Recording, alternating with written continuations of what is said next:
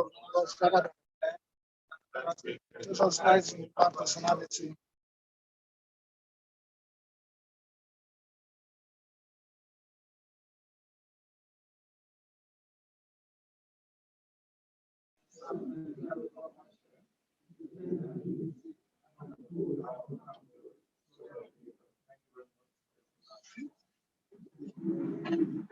I welcome you very specially to this occasion holding on the first day of August.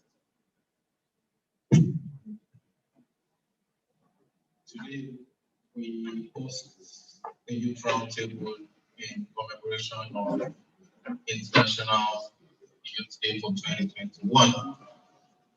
I thank everyone for your time.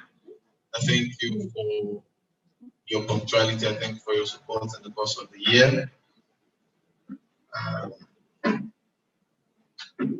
I'd like to take recognitions, and I'll start from my immediate right. Seated beside me is the immediate past president of JCI Ibadan, who serves as national vice president in charge of Northeast District 2, Oluwafemi Nathaniel Marquez, JCI Ibadan.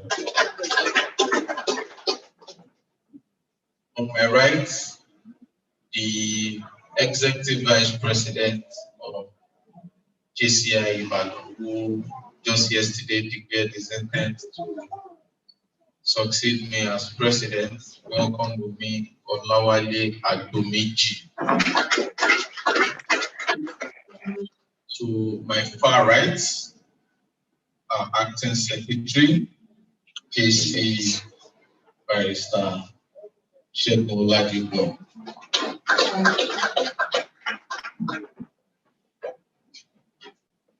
We have in all the pleasure of having in our midst our 2013 president, National Treasurer of JCI in Nigeria for 2017, JCI Senator Iyiola Folayan. Seated beside our 2018 president, JCI Senator Kayode Adedayo.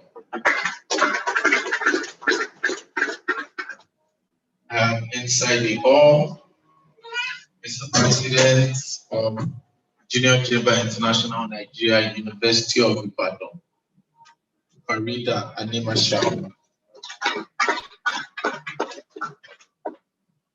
The people who shout up school are not around today. I have within the hall the pleasure of the president of Chamber International, Olubadan Albert Akiyemi.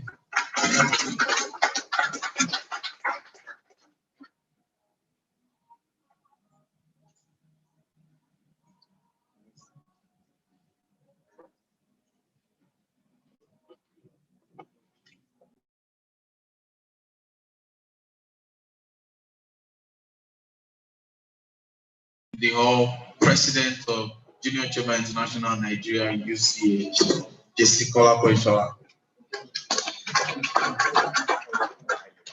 Welcome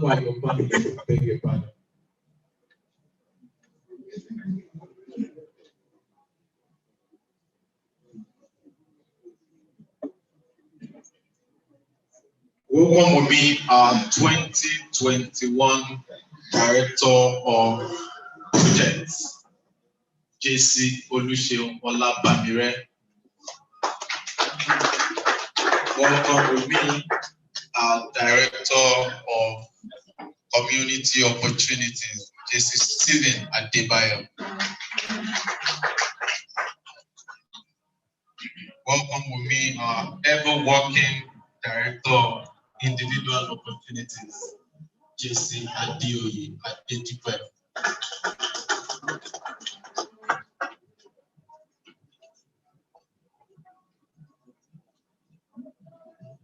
We also have, she stepped out at the moment, but in absentia, I recognize our Director of Public Relations and Protocol, JC Damilola Akewale. Fellow JCs in the hall, we have our panelists, one of our panelists for today, who coincidentally is our big guy at the top, JCI advisor for Africa and Middle East and CEO Big and Bold Communication. We call him the Orange Man, JCI Senator Jide Adeyemi. We also have in the hall a very distinguished friend of mine, the honorable member representing the North constituency 2 in the Oyo State House of Assembly, Honorable Babajide Adebayo.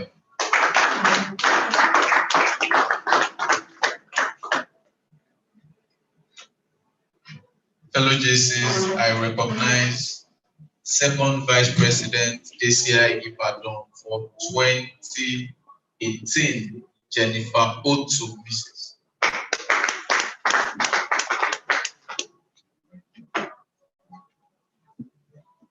I recognize very specially JCI Ambassador Wale Ogunwolu. Thank you very much. Recognition is a continuous process. We're going to recognize more people as soon as they come. We have apologies for absence from this event from our treasurer, from our 2015 and 2016 past presidents, from our general legal counsel. Apologies for lateness from our director of membership services and welfare. Apologies for absence from our director of international opportunities. And I must also announce at this point that this event is being streamed live on Zoom and on YouTube. So we are joining us, the former National Director of NET Connect, the one we call Small God. Dikpo Akile, all the way from JCI Ikeja. We recognize and welcome you.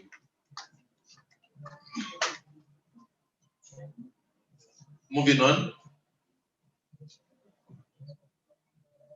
Okay. Fellow JCs, I would like to formally welcome you to this event.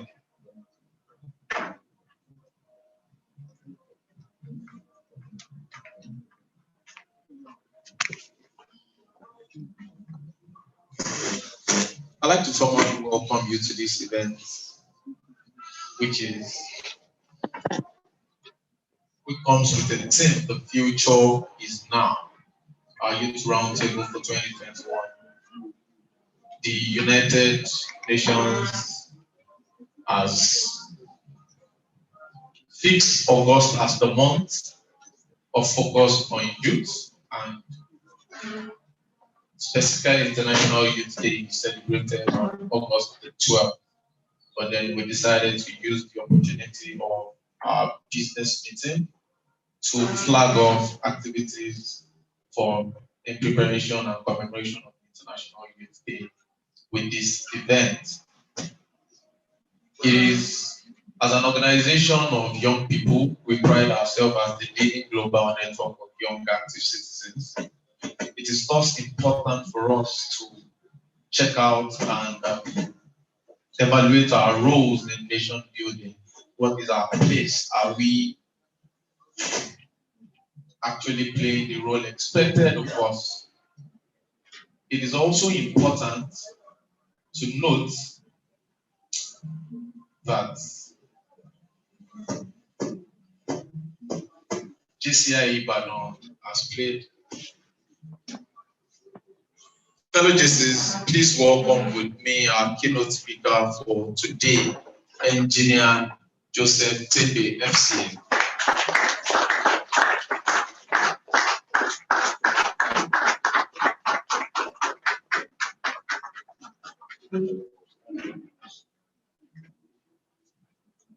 Only one.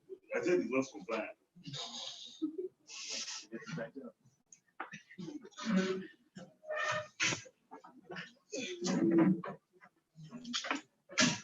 As I was saying, youth development is very central to the agendas of the JCs, especially as active citizens and a key role in nation building. So, for this year's roundtable, we're going to be focused on the role of young persons in politics and nation building.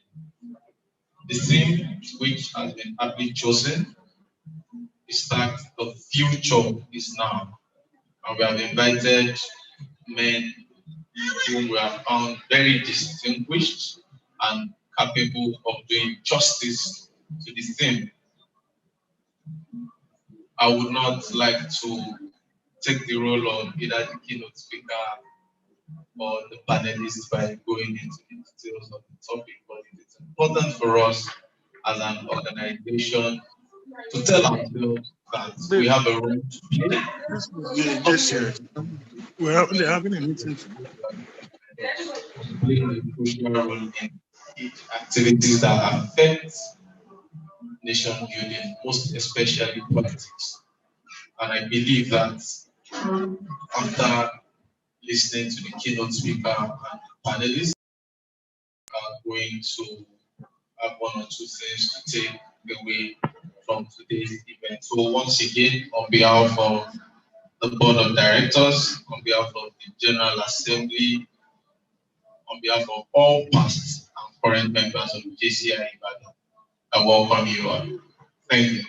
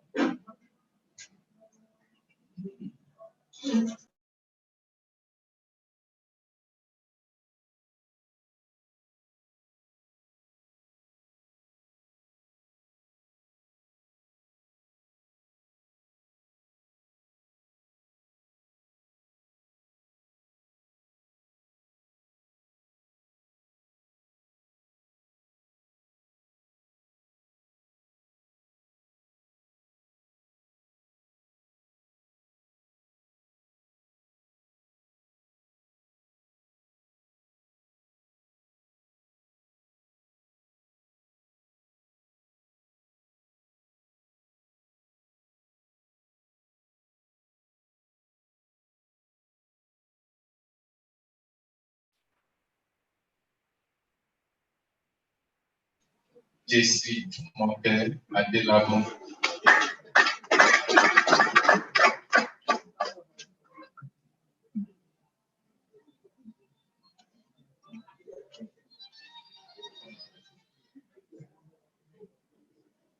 It is very important. This event is being streamed live, so it is important for us to keep our phones on silent. We do not want ringtone interference with the live stream. Thank you very much. Without wasting much of our time, I would like to invite our Director of Public Relations and Protocol to this side of the hall.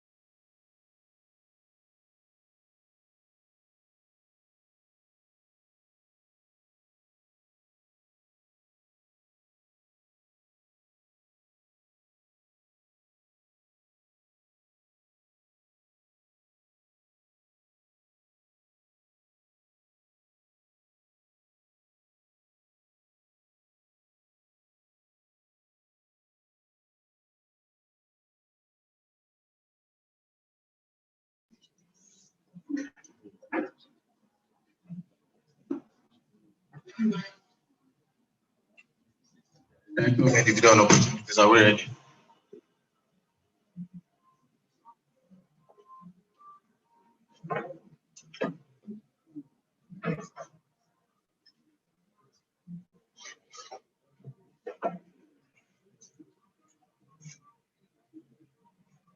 I'd like to invite the Director of Individual Opportunities, JC Adeoye, to take the profile of the keynote speaker.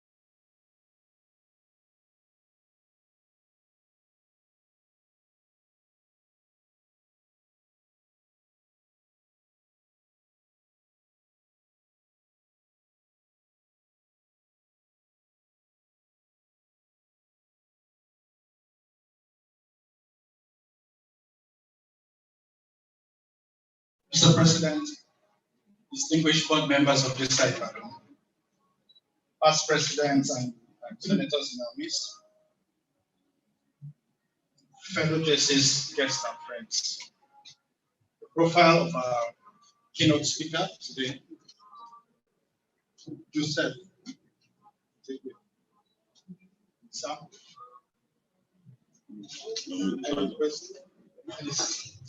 Okay.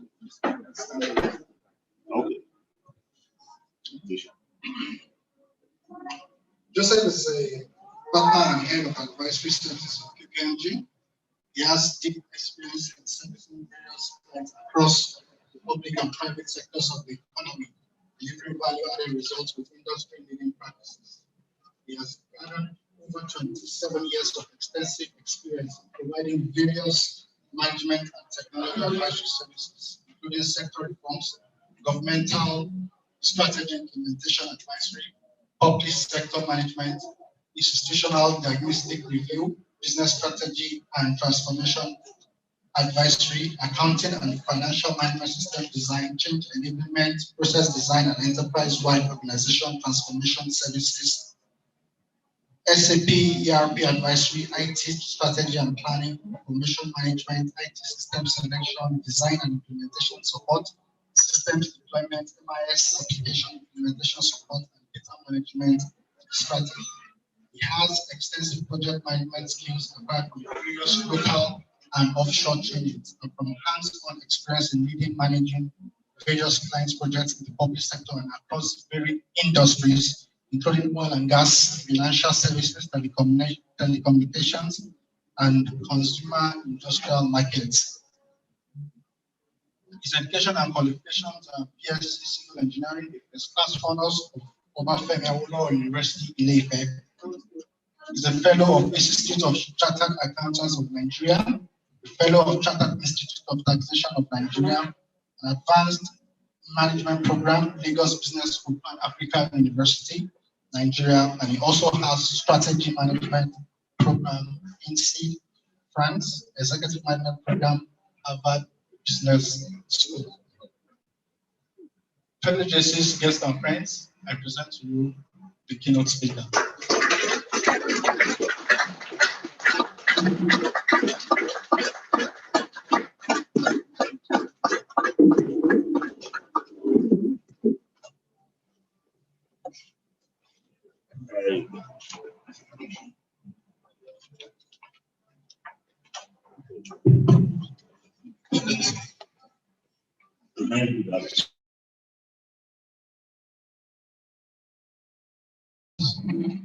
And rotating itself. finish that off by saying I feel very honored and also humble to be in your midst. And when I was reading my CV, I told him he should slow down so that it doesn't take out of the time I'm meant to use to speak. What he missed out, a couple of things he missed out in my CV is the fact that I'm also doing a couple of postgraduate degrees. We never stop to acquire knowledge. I'm about to round up my master's in public administration, after which I immediately want to start a PhD. He also missed out the fact that I've had this. I'm into politics. I think that's the bigger part of my CV today. And that's going to be the bigger part of my CV for this rest of the second half of my life. Because I've finished the first half of my life. I'm 55. I don't see myself getting to 110. So I've passed the second half. Well, thank you very much. I'm not here to, I'm a freestyle person. And I'm not used to giving lectures. But I have panelists there who will have something they want to discuss. But I'm going to have a chat with you guys with my life experience and rub minds with you. Let me start with a common quote from Peter Green. And Peter Green did say that the future belongs to groups that are fluid, very fast, and they are non-linear. That means you're not thinking he has to be A before B, he has to be B before A, or, you know. Life today, we used to say you think out of the box. Today, you say you think without the box. It means you have to be non-linear for you to be successful. And that's the people that the future belongs to. If I push it a much more essence, can I do without the speaker? You can hear me. I lecture. I also do lecture. I do lecture for free. So can you hear me at the back? Okay. Sometimes in corporate world, we say the future belongs to the paranoia. Paranoias are people who don't think linear. They think as if every day something is going to hurt them. They think every day something is going to challenge them. Such group of people who are fast, who are fluid, include JCI and a lot of youth groups where the vast majority of you belong to.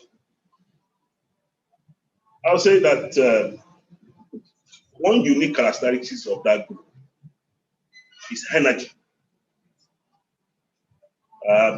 Some of us now at 55, 60, we need to take energy drink.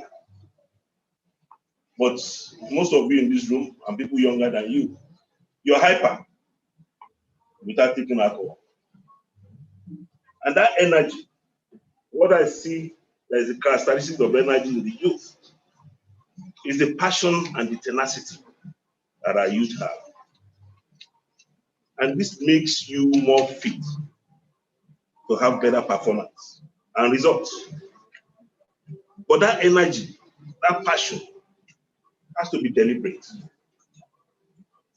Nothing in life, and I'll cover it in the next few minutes, nothing in life comes easy. Some of you might have been successful by virtue of the family you come from. Some of you might have been successful, by virtue of your uncle who has counseled you. But I can tell you, you need to be deliberate about whatever you want to achieve, whatever you want to be in life. And I'll cover, we talked about politics and national development. I'll cover that later. Today, a lot of youths are leading the corporate world today. Youths have governed this country before. The people who governed this country in the 60s, they were 29, 32, 31. When I have a chat, when I discuss with General Alani Akinrinade, he was retired at the age of 40. I think 42 or 43, as a general in the army. And at that time, he has had various portfolios in the country. He was Minister for Agri, he was Chief of Army, he was, CDS, and was retired at 40 something. There are many of us in this room who are probably close to 40 or, So you can imagine the kind of experience they had at their own time. And I can tell you today, youths are governing and leading in developed economies. Canada, France, Macron, they're all youths.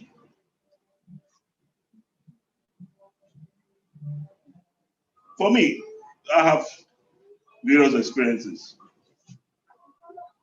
When I was in university, my dream was to become a professor, because I thought then academics was the ultimate of everything. But I was deliberate about it. I got into university and I said I must come out with a first class. And not only a first class, I want to come out with a first class that is different. So sometimes nothing gets thrown at you, but you must be deliberate about it. I knew my mantra was I would never miss a lecture. If I attend a lecture, it means I will remember one way or the other half of what I was taught at the lecture. And I did that throughout my 5 years in university. I ended up with a 4.86 over 5 in civil engineering. But then I was deliberate about it.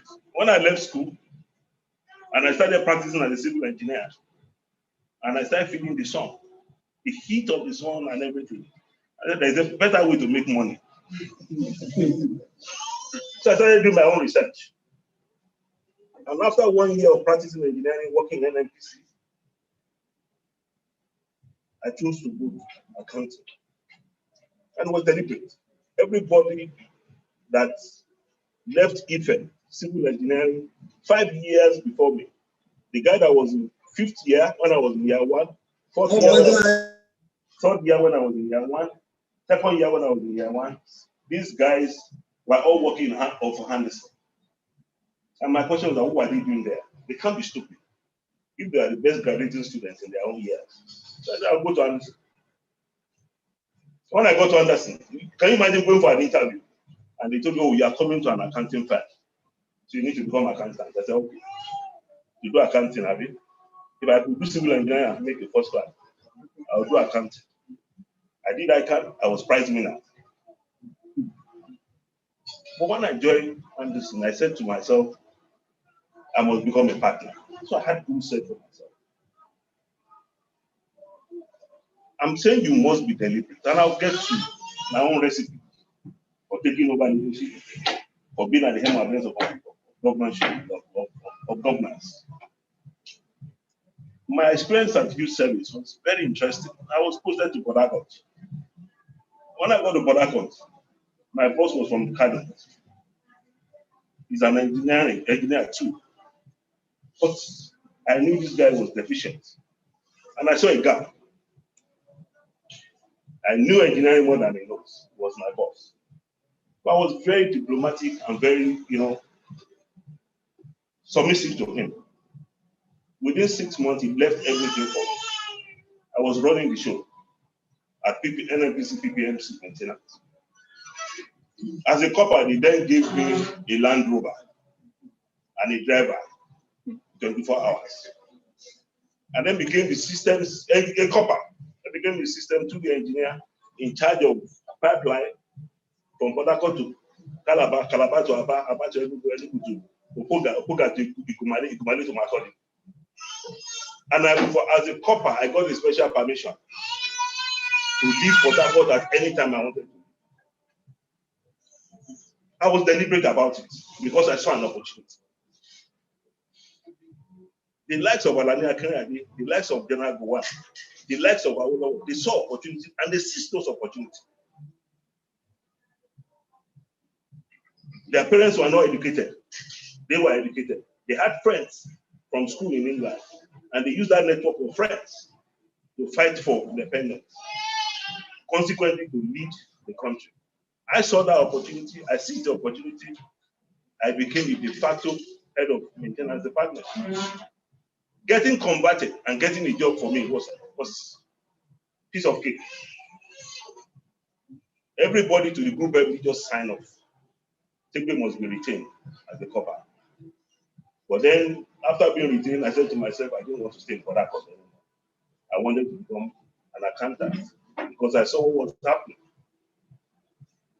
And I was deliberate about it. Young people today, you understand the current realities better, much better. I have two sons. My first son is 25. He has a master's from UCL. My second son is 23. He has a master's from Imperial College. They understand realities better than I do. You guys in this room understand the realities better than I do. And you are better equipped to provide solutions and match current challenges and future problems than the older people do. But the problem is that we're sleeping.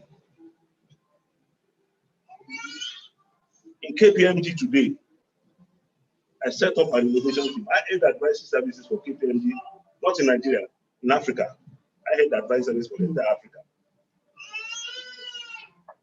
But the bottom line at the end of it is that who are the people in our innovation team in KPMG? They must be below 30 years. We didn't write it down, but it's an unwritten rule. Because they are the ones that think without the box. They are the ones who can tell you today, I have the knowledge. And because I have the knowledge, I can even leave KPMG today, and tomorrow I'll get another job. It's the youth who read. And I always tell people, one of the strongest strengths of youth is knowledge. If you read a book every month, it means in a year you read 12 books. In 20 years, we have read 240 books.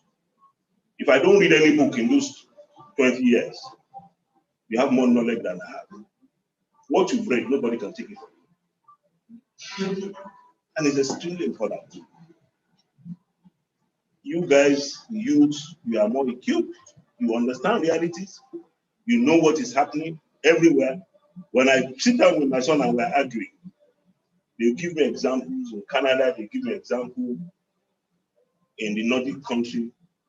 And when I challenge them, they are quickly it right immediately and telling me that go and check this, go and check this, go and check that.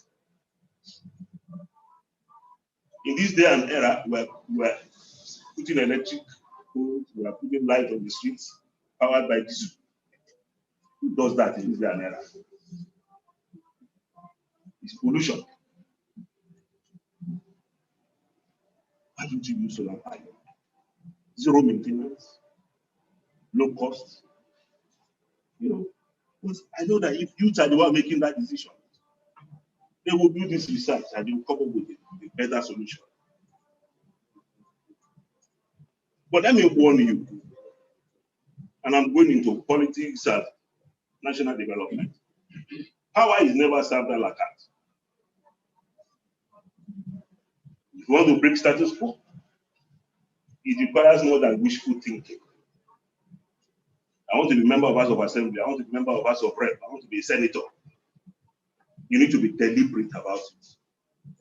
And I'll tell you the recipes to be deliberate about it. Because leadership is never thrown on your laps anywhere in the world. Forget about policy, forget about national development. Let's talk about corporate world. Some of us broke the ceiling in corporate world. I made partner within 12 years of joining Anderson. And the issue for me before I made partner in Anderson was that I go to lecture in Chicago. I had a very nasty experience as a senior manager in Anderson. I flew to Chicago. And I go to Chicago. The immigration guy looked at my passport. This man has been to Netherlands. He has been to this, he has been to that. And he asked me, what are you doing in Chicago? I said, I came to teach. And I was deliberate about my answer. I knew you wanted to ridiculed me, was a racist. I said, I came to teach. He said, who are you teaching here? I said, Americans. He said, I'm who? I said, I'm Nigerians. I'm British. He looked at me and said, to him, I was very arrogant. But I was giving it back to him. So what then happened to me was, he put me aside and he kept me for 2 hours. They went through my passport, they did all the check-ins and everything. When they came back, they said, you are cleared, you can go. I said, can I understand why you kept me? Because I said, I'm coming to teach Americans. I said, I've been teaching Americans for the last 3-4 years, and I'll continue to teach Americans. What I'm telling you is that leadership and power is never thrown at you, even in corporate world. Women here who are in the corporate world know that for you to lead as a woman, if you work in an international organization, you have to work 2 times harder than men to prove yourself. But it will get better, and there will be equality very soon. The same way it's getting better and equality between the blacks and the whites. The issue you have with Trump administration is that the whites, the redneck whites, suddenly woke up and they're saying, how were we sleeping? How did Obama become president? How did the black man become president? And that's the agitation that you are seeing resulting from there. For politics, let me tell you, the same way most of you have managed your education, you manage your academics, you have to be deliberate about politics. You have to be deliberate about national development. Even when I went into politics, and I have colleagues here, I have honorable here. The truth at the end of the day is that even at 55, if you are new to politics, they say you are a young man. Sure. 2018, they always say he's too young to be in politics. And I looked at the person. I went and Googled the guy. We're age mates. And I told him, he said, I'm too young. I said, if you were in corporate world, you would not have gotten to where I've gotten to. Because you don't even have an idea of how to run business. I know how to run business. You don't know how to run business. And the politics is about managing human resources and managing crisis. So my very distinguished JCI members, Rotarians that are here, you need to be dogged and strategic. Young people, you are innovative, you are daring, but you seem to be nervous about politics, about governance. You have been successful in technology, in business, and other sectors. The guys who started Flutterwave are younger than some of you in this room. What's the caps of Flutterwave to the $200 million? Business that started from nothing. The CEO of Flutterwave was about 15 or 20 years my junior in KPMG. The guys who started InterSwitch are my friends, but they started much younger. Let's not talk about Facebook, let's not talk about Google, let's talk about Nigerians here. One of my staff just walked up to me and said he's been appointed ED of another fintech, an African-based fintech. And he said, okay, I enjoy working in KPMG, but the salary I can't resist. I said, show me your offer. I want to double it. When I saw the offer, I said, no, we can go. His offer was a fixed salary of $300,000. You multiply that by 500, you know what you get. That's 150 million. Excluding incentives and bonus. And it's an African rule. What I'm saying is that you guys are innovative, you are daring in the corporate world, or you are shy and afraid in politics. There's nothing in there that you cannot summon. But I'll tell you the recipe to support it. I know I I'm always running out of my time. Right? I'll try and round up in 5 minutes. My fellow brothers and sisters, rather than agonize over Nigerian situation, every day I sign reference letter for people emigrating to Canada. It pains me when I sign it because it's the situation of the country. How do you tell somebody who's just, his brother has just been attacked on the road? How do you tell somebody whose parents were killed? They say, don't leave Nigeria. But we keep preaching it to say, look, if all of us leave, some of us must stay to reform the nation. And I want to stop complaining. I want to stop complaining. And the only way I can stop complaining is I have to be part of it.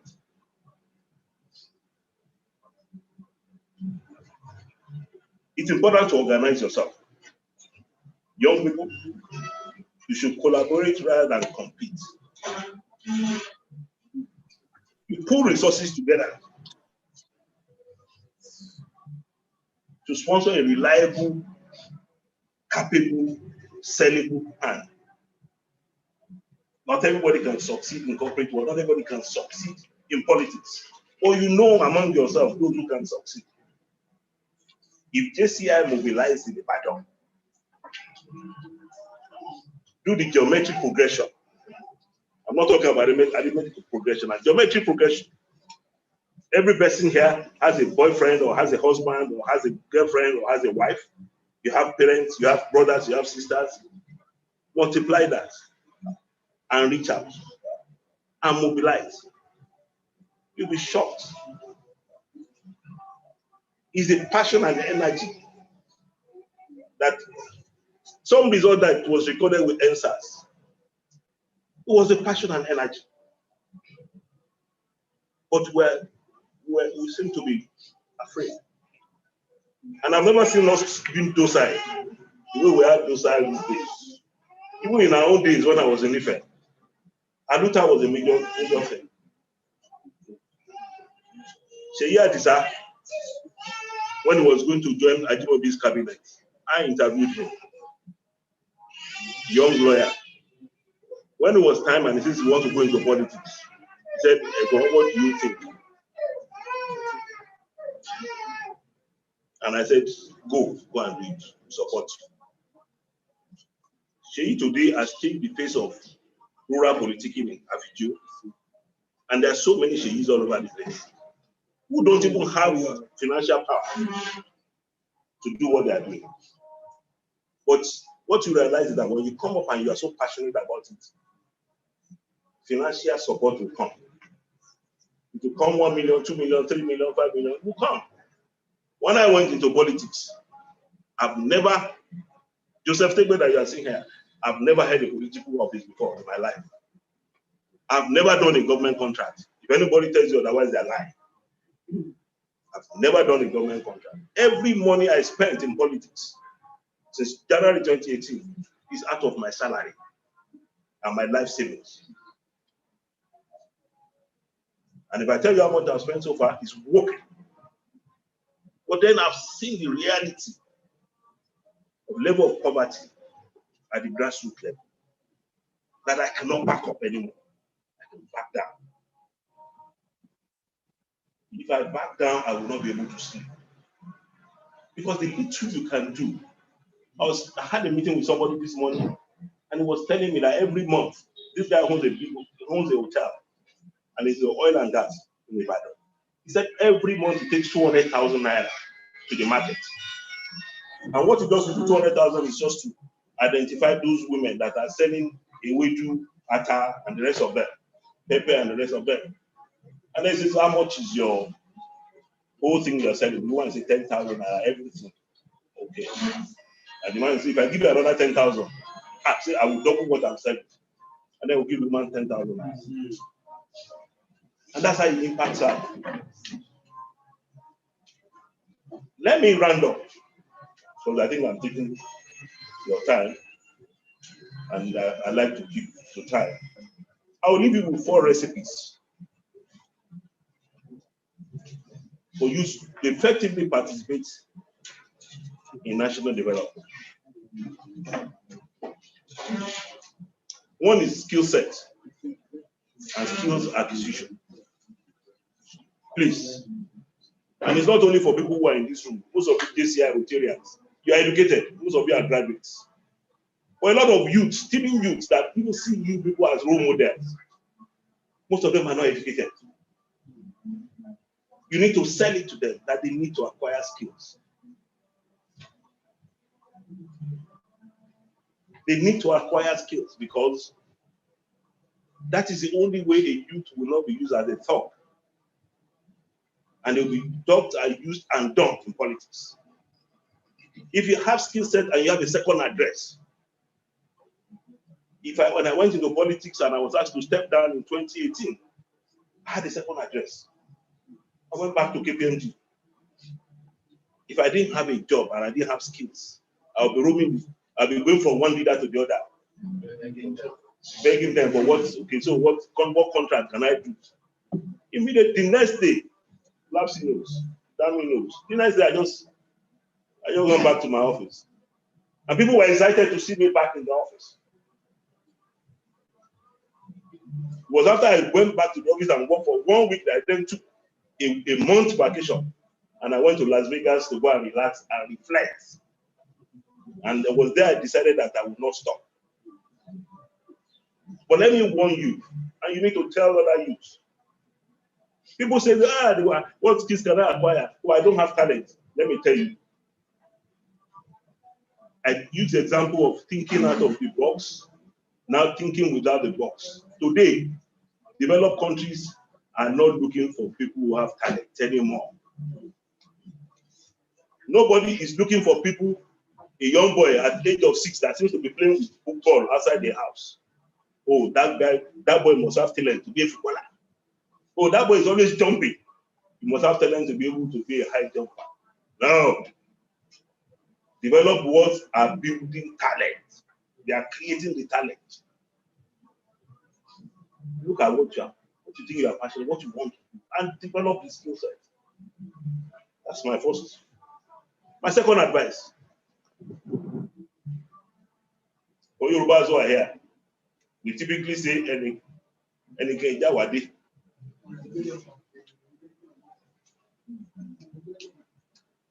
Teaming collaboration is important.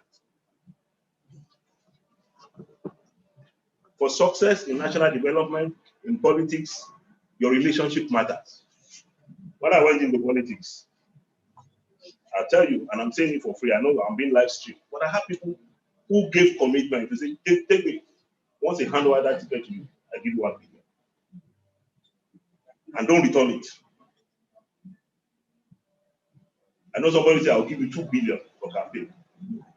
Don't return it. You will see people when you collaborate and identify the person who is capable among yourself and you support that person, you'll be shocked.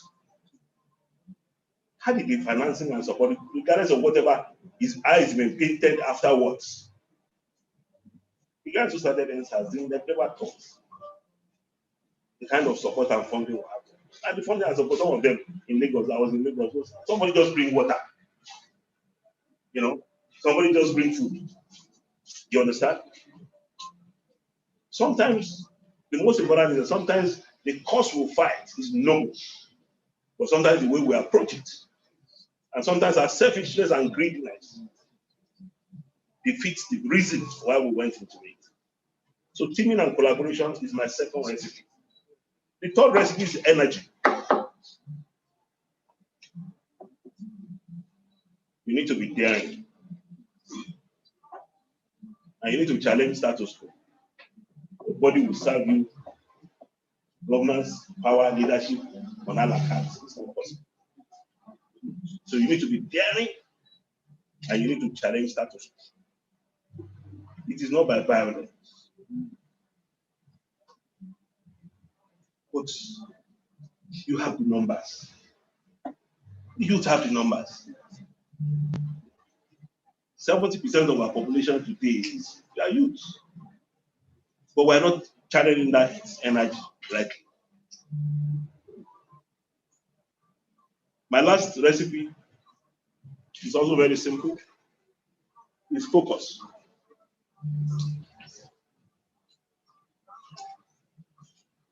You see, those recipes are simple. They are not Gaussian theory. They are not some, esoterical analysis.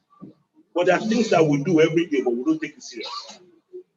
Until you are deliberate about those things, part of the challenges that you have is that we're not focused.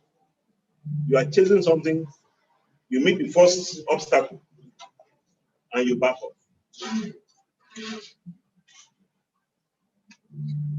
You must learn why you failed, why you didn't win the first time, and then work on it.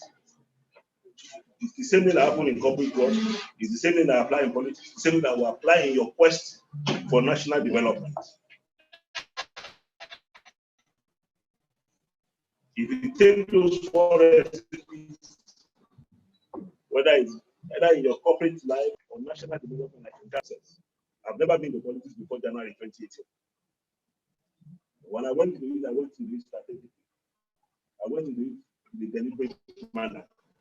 I assembled my team, and I made enough noise, and I caused enough chaos. I'm being deliberate about the style I'm having today. We just finished Congress, you see the result of the Congress. I guarantee you, I'll be back in 2023.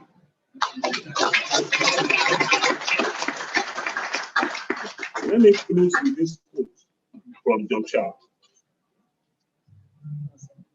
The future is not someplace we are going, but one that we are creating. Sometimes the paths are not to be found, but you need to make those paths. And the activity of making them will change you, the maker of the path, and also your destination. Thank you very much.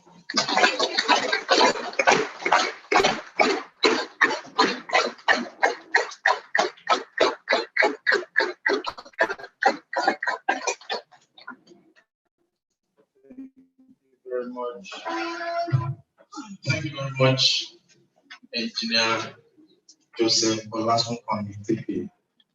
Thank you for that brief but insightful and keynote address. Well, keynote address is stepping down. If you have questions, kindly prepare them. I'd like to quickly recognize our 2014 president, TCI Senator George Beckau.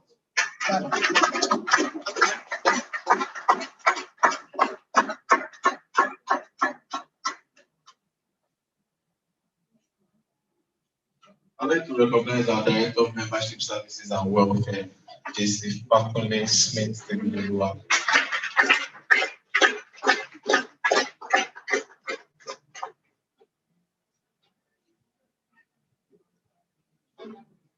Right, I'll call on the Director of Individual Opportunities to coordinate questions.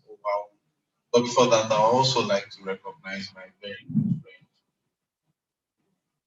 On the other side of the political spectrum, where is my very good friend, the Deputy Publicity Secretary of PDP in Oyo State, Michael Ogunshina.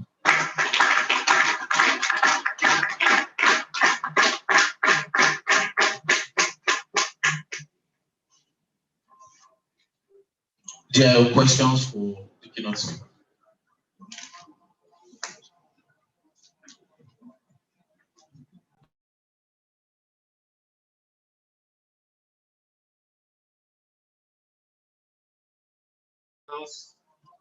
Fellow JCs, guests and friends, it's time for questions, comments. So if you have any questions, okay, please let's signify so that we can count and we can take them afterwards.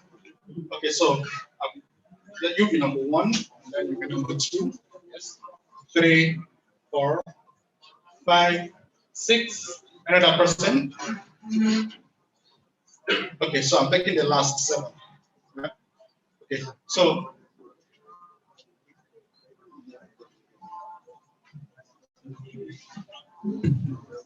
Thank you very much for the wonderful lecture, sir. We appreciate you. So truthfully, you said that youth should be daring and we are always daring the corporate world. But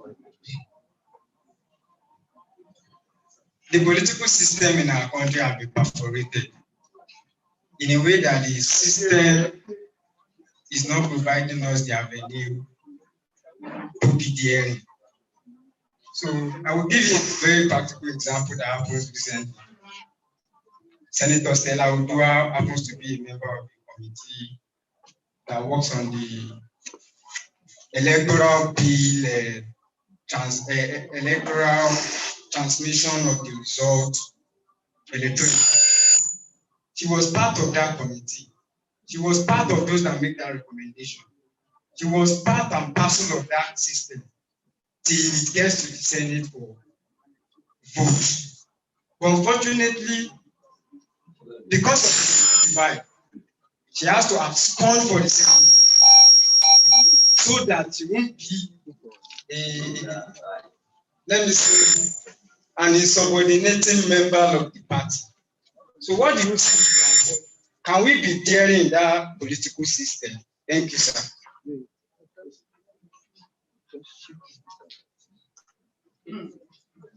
Second question, please. Thank you, sir. My question is just how can one know that one is winning? Next, please. The top.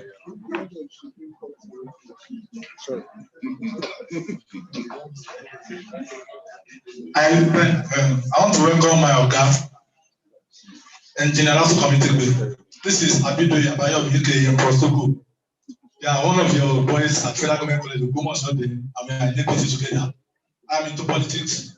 I know there's a misconception that politics is a betting game. That is false discouraging. That misconception that politics is a betting game to bribe and prevented a lot of people from coming to participate because they see it as betting. But when you leave something to people to participate, the results come back to you. I think the way we should do it is politics is where anywhere there is distribution of power and allocation of resources, politics even at home, churches, in whatever society you belong to.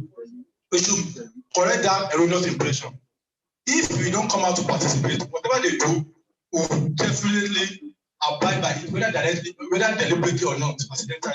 So my own question to you is that if there is an enabling environment, the landscape is convenient enough for a lot of people to participate, a lot of people will do it. But I think a lot of people are afraid, maybe in the course of politics, they may lose one of their life, their property, because people engage in so many things. It's discouraging enough people from participating in politics. Let's take the first 3 questions. Thank you very much. Very good questions. I don't know, number 1 and number 2. No, number 3 sounds similar. The political arena doesn't encourage youth participation. Can we really be there? And you cited the example of the electronic transmission of results and how people have to back. Let me tell you, sometimes we forget. You know, sometimes we human beings, it's like if you go through pain for 10 years and you finally get out of the problem. You know, within 2 days, you forget that you suffer for 10 years. Mm-hmm. We think it's only Nigeria or Africa that is going through this. Do you know how long it took America to get to where they are today? You know, I used to kill in America. Go and read American politics. People used to disappear in America.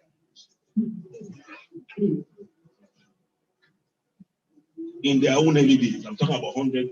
Look, when did white and black start to even sit down together and kill the company in America? Do you all know the time of Martin Luther King? It sounds like 200 years ago, but it's not. Now, my own advice is honestly, let's just keep at it. Don't give up.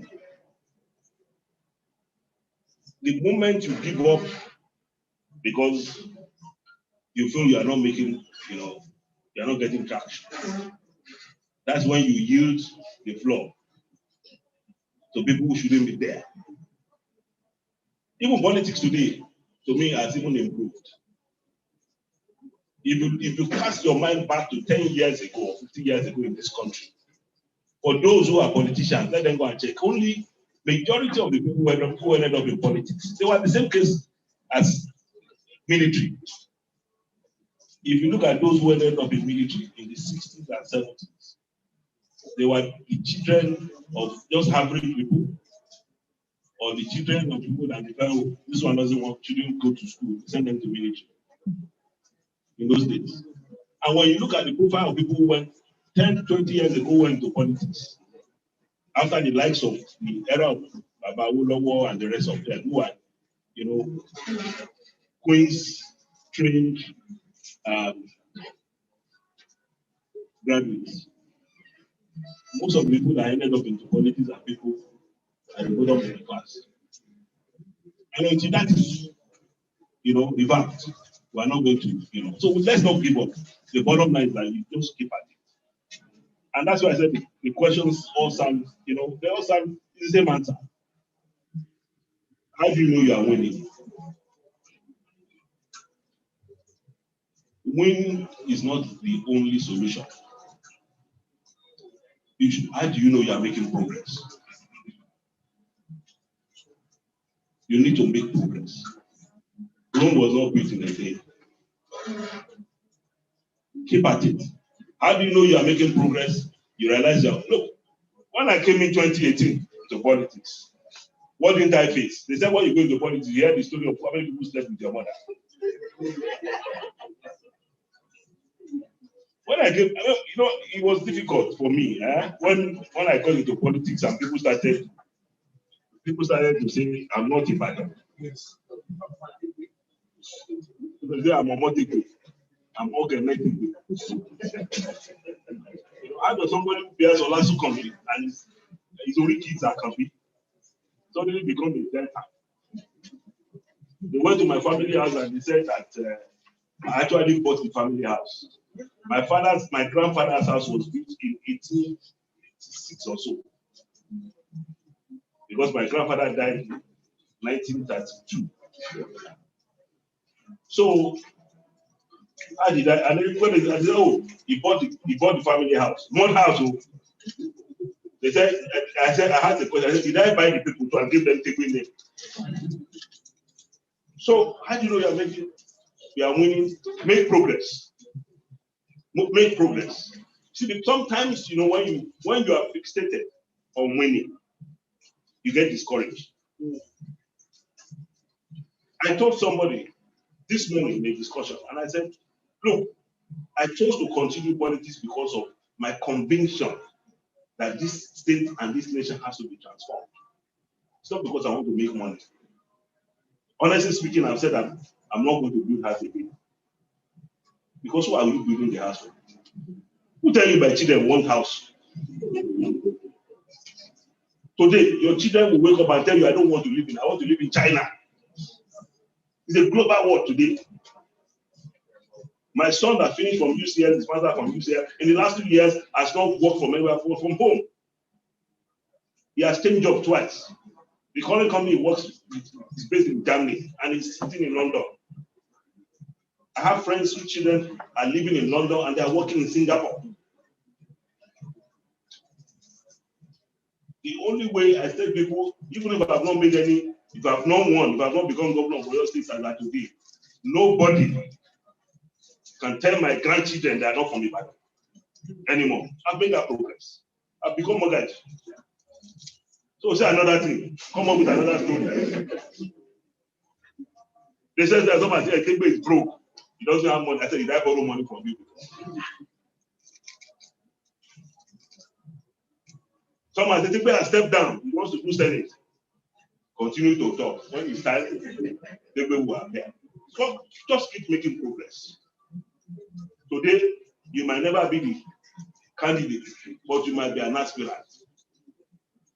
to make progress. The last question, that misconception of politics is dirty. Yes, it is really dirty. But you know one thing, even corporate politics is dirty. If you get into the heat of real corporate politics, the only thing about corporate politics is that they will have finished you. I just realized that the coup has been attempted, no violence, nobody's shooting anybody, but you just realized that. What happened? I've been posted to manage this small entity. They make you, there's a group managing director. You understand? This is, you are laughing. I'm not even finished now. When you get into the heat of corporate politics and you are fighting for African position, and then they will say somebody is Group MD South Africa. Then they say somebody is Group MD Nigeria. So they split it to two. And then they give you the big title, Group MD, the rest of Africa.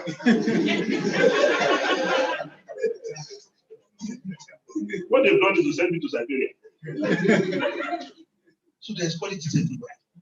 And it's dirty. But you must be able to remain focused. Where are you going? Get your strategy right. Every day you wake up, you check your strategy. I tell my people, I've worked in KPMG and Henderson for 32 years now. I joined 1989. I tell everybody when we recruit every year, I tell them the day I wake up and I feel that I don't feel like going to the office. That's when I know I need to start planning to do something else. You understand? The same thing with politics. Let me tell you, a lot of politicians that you think they use juju and they don't have any juju. It's perception. I'm very close to the short man in Kaduna. There's nobody that talks the way he talks. I can tell you, there's no meat, there's nothing to him in meat. You understand? Some people will just say, oh, when I was in primary school, they said I was using juju to read. Why? I never came second, even in a test. But they didn't understand. When I was in secondary school, the same thing. I finished Ogbomoso, you were in Ogbomoso. I don't know whether they've beaten my record in Ogbomoso now. But when I left Ogbomoso, I had 7 A1s, 2 A2s. But what would I use to do? My father had a bookshop.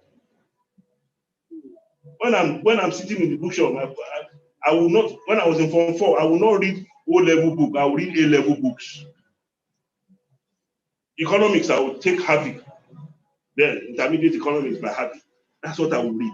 The way they define what is opportunity cost at the A-level intermediate economics, it's not the way OLAY used to define it those days. So when they ask me what is opportunity cost, I will define it A-level standard. I can show you script. Here I've seen the script.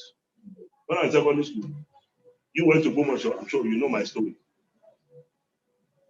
Many lecturers in Ogbomoso used to write, God bless your brain. But the trick was I was reading A-level. I wasn't using the truth. So it's dirty, but you to you yourself, team up and collaborate. You understand? When you collaborate, they will when did you get politics? But it's about teaming. You go into Congress, it's not just you. You have alliance with 1, 2, 3 people. They don't even see you talking together. When it's time, Akupo will combine it. You know that the opponents are out of the game. That's the bottom line. So there are 4 more questions so that I don't take too much of your time. I see our panelists. So quickly, please.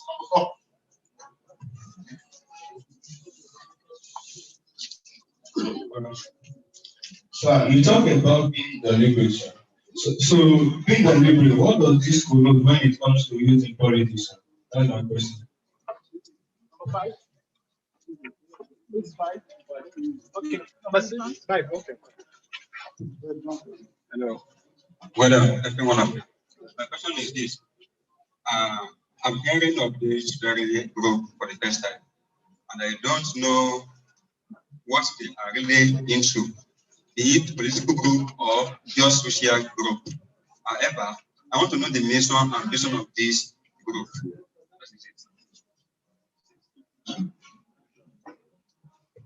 Good afternoon, everybody. Good afternoon, everybody. Yeah, I was going to have this. I think that the major challenge we have about young persons in politics is that the fact that your generation have learned the concept of divide and rule. So when you use the word collaborate, yes, you want to collaborate, we have energy. But we are also careful because you understand that your generation, people that are advanced in age and experience, we've come to realize that in any situation, anytime there's a competition between bread and books, bread will always win. So we have learned how to use bread to make us lose interest in books. And really, for example, is the NSAS movement. At some point, we saw people that were really advancing the course. At some point, they just turned their back on us. During the 2018-2019 preparation for general elections, there was one of our guys that we met. His name is Ahmed Buhari from Niger State.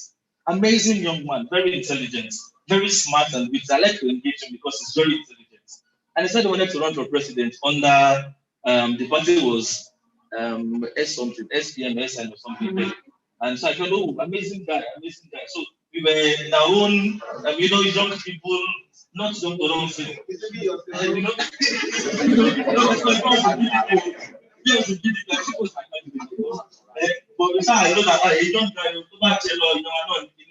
Sometimes I will say the message and say, my friend, well done, I wish you the best.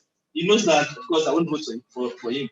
But at some point, 2 days to election, I saw him on China's television on politics today. He was speaking for, they just wrote Ahmed Buhari missing member. I was shocked. I was very shocked. After the election, I also realized that their generation, I think their generations are really respect. You have learned the concept of divide and rule. So it doesn't matter how much you collaborate, you are richer. You are my experience. You are my fathers. Now you understand some of these things, they are dynamics than us. So when you say, yeah, I want to collaborate, you have energy. And then you can come on here and say, yeah, let us turn the back of this against this. So yeah, as we move to collaboration, how do we undo leaders who are dealers? Rulers who genuinely frustrate the effort of young people to work together. Thank you.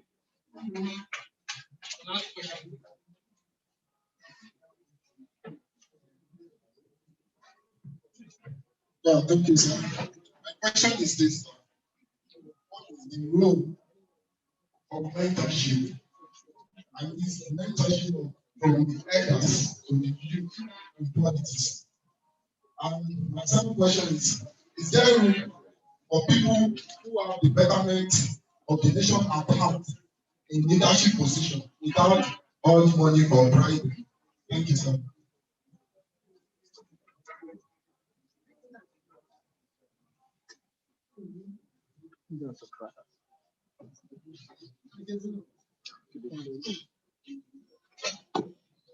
Okay, thank you. Great questions. Second and final part, so that you can move on to other things. What do I mean by being deliberate? Being deliberate is that you have to take politics the way you take your academic stuff, the way you take your career. It's not a game. It's not trial and error. Because sometimes, when you are not deliberate about something, it's when you say, I tried. And then after first trial and you meet challenges, you pull back. Being deliberate means you think through from day one.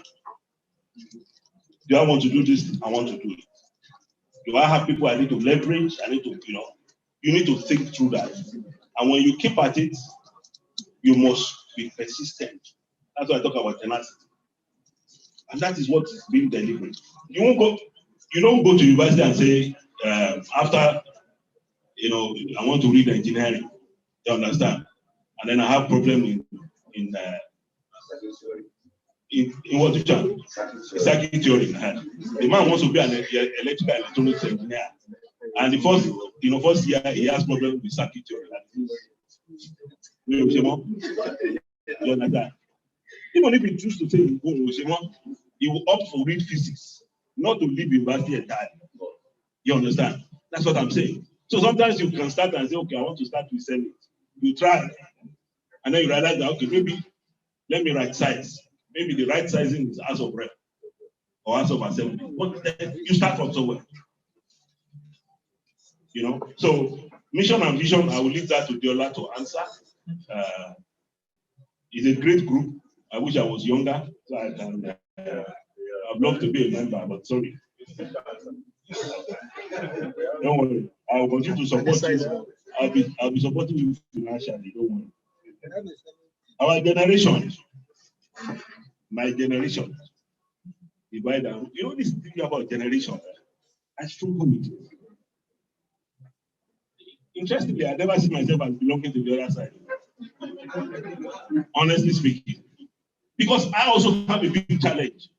The big challenge I have is that the people have been hearing their name when I was in secondary school and university, and the same people I'm hearing their name today. And I have a problem with it. I'm serious. I have a problem with it. And that is what has kept me, you know, to me, I've gotten to a level in KPMG today. The only person on top of me in KPMG in Africa is my managing partner and the chairman of Africa. And until he retires, you understand? He's my friend, he's my brother. I wish him long life. But the pie is large enough, you understand, for us to keep expanding. So my own generation, yes, you are correct. Those generations, those old generations, I don't see myself as part of them. They've used divide and rule, they've used money, materials, you know, over real costs. You understand? And the only thing, honestly speaking, it will sound like a broken record. But the truth about it, you must be deliberate and you must keep at it and be making progress. There's no other way. There's no other way to it. When I was in Ife, when we have major issue in Ife, and the student union call us out, one of the things that Baba Wande Abimbola used to do, Professor Wande Abimbola, was that this is there. He would just come out and stand. He used to have one white handkerchief. I don't know. There was a lot of meat around the white handkerchief.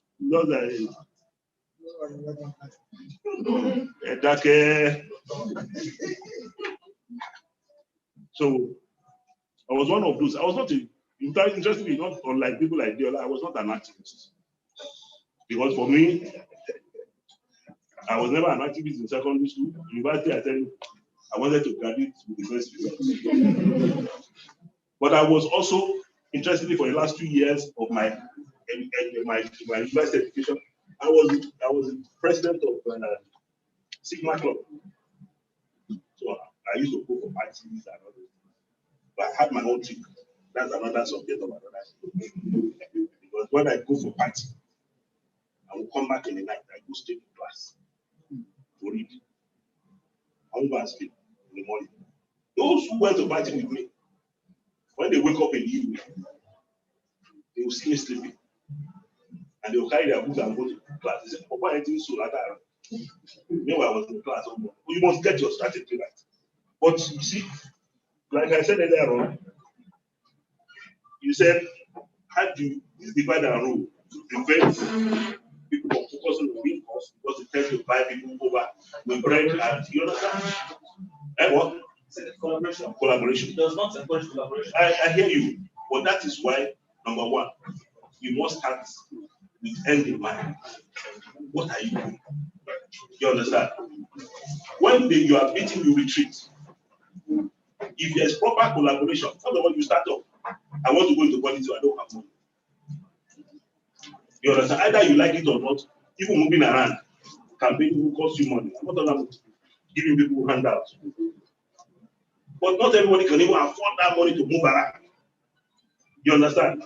If among ourselves in JCI now we realize that you are the best person to go for House of Rep for here, and we decide to sponsor you don't know how much crowdfunding money you can raise. Try it. I've just seen people use crowdfunding.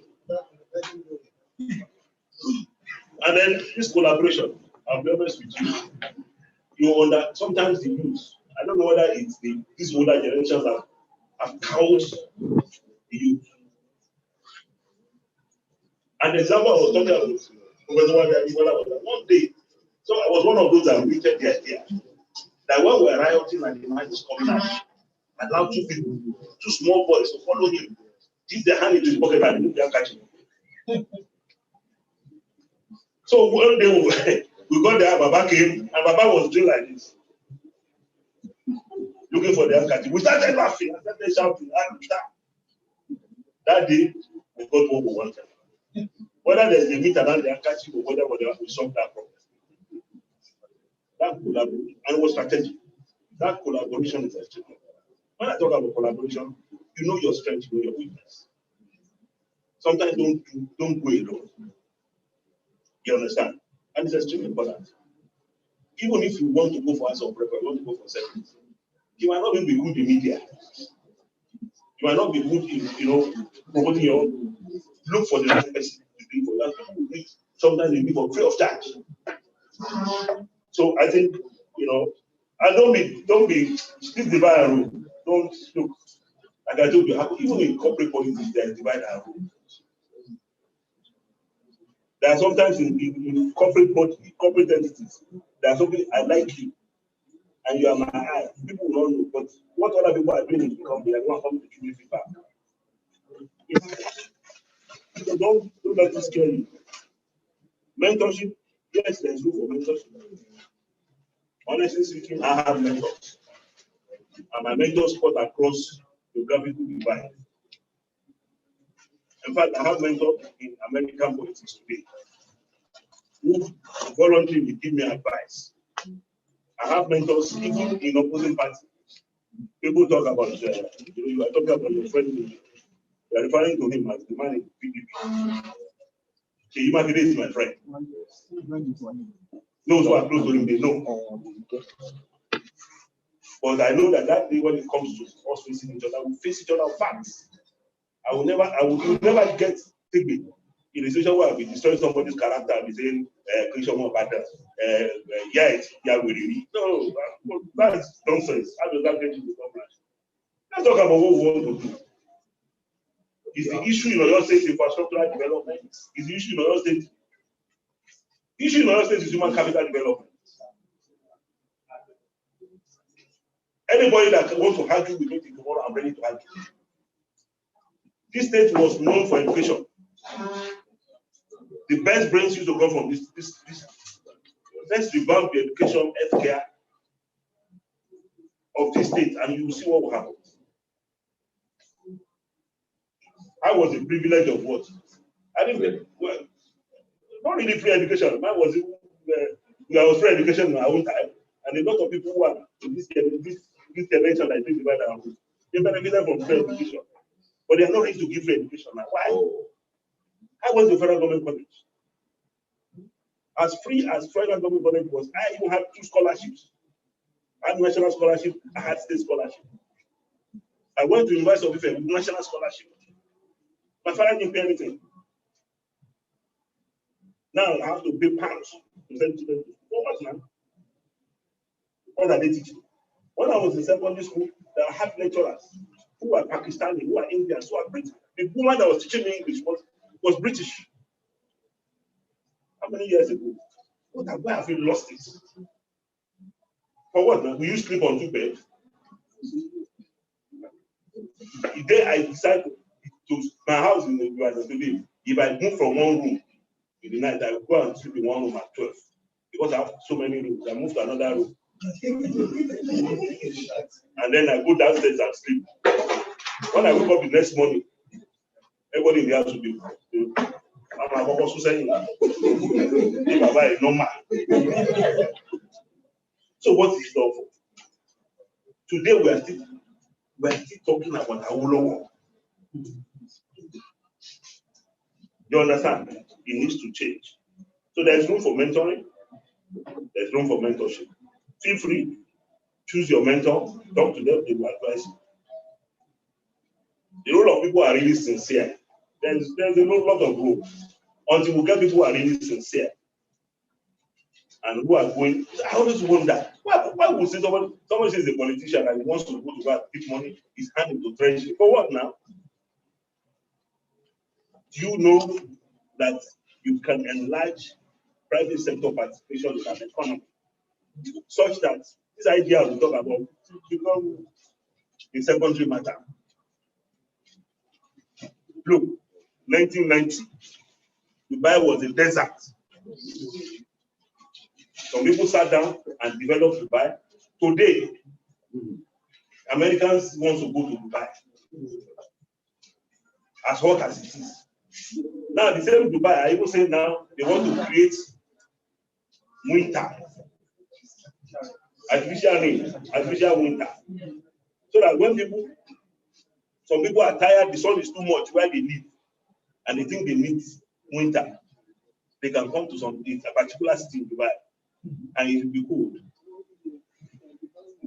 Those are the people that are creating the future. I always tell people, this thing I told you earlier on, that you must be focused, must be deliberate. I use the same example when I advise companies about strategies. I tell people there are only 3 types of companies in the world. People will continue to abuse Dangote tomorrow. But you know what people like Dangote, you know what people like Amazon do, you know what people like Microsoft do? They create their industry, create their future. And then when they finish creating the roadblock for other people. Once they put the roadblock, you don't have the economic power to even enter that industry. I was one of those some years ago who sat down with Aliko Dangote and said, you must stop trading if you want to sustain your business. I have recorded the way I said it that Anderson advised told him that you have to start manufacturing cement here. Otherwise, somebody will pick you out. You understand? So for me, I think the future is in our hands. For me, don't be those companies like those 3 companies. One is the kind of company they put their hand, they think they are doing well until something happens and they're out of business. The other company don't think long term.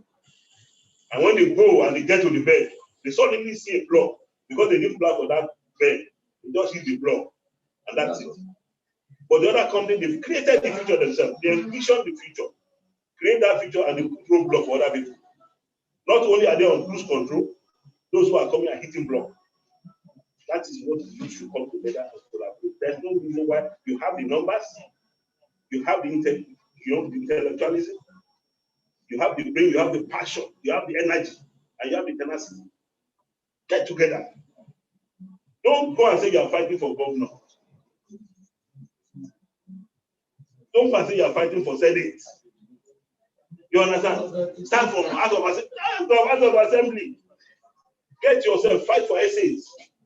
But before you know, in 5 years, you have critical mass. And I can tell you that critical mass, people don't know how the EndSARS shook this nation.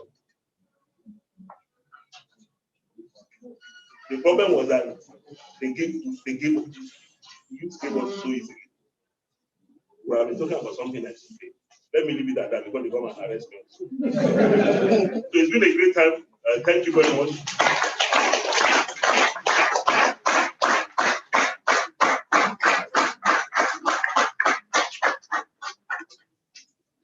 I'd like to very especially thank once again our keynote speaker.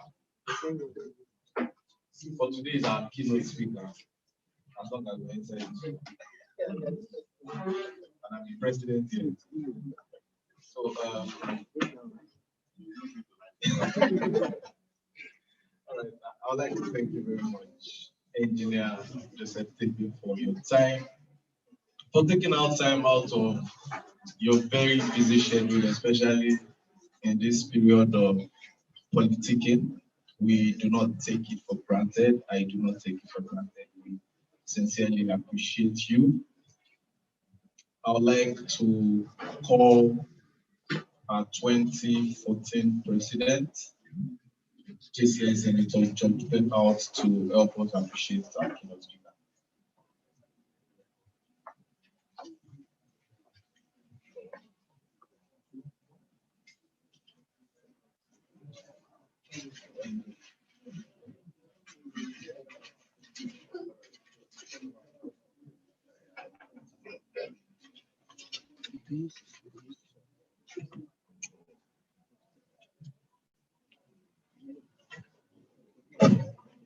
Thank you, Mr. President, distinguished board members, GCI past presidents, GCI senator, and the national. Thank you very much for the opportunity given to me.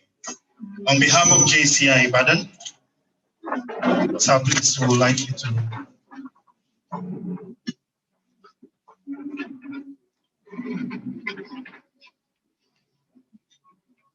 On behalf of JCI Ibadan, we would like to present this token of a gift to our distinguished engineer. Thank you so much for honoring our invitation. We know anytime we invite you sometime in the future, you will always answer us. Thank you once again, and God bless you. And please kindly.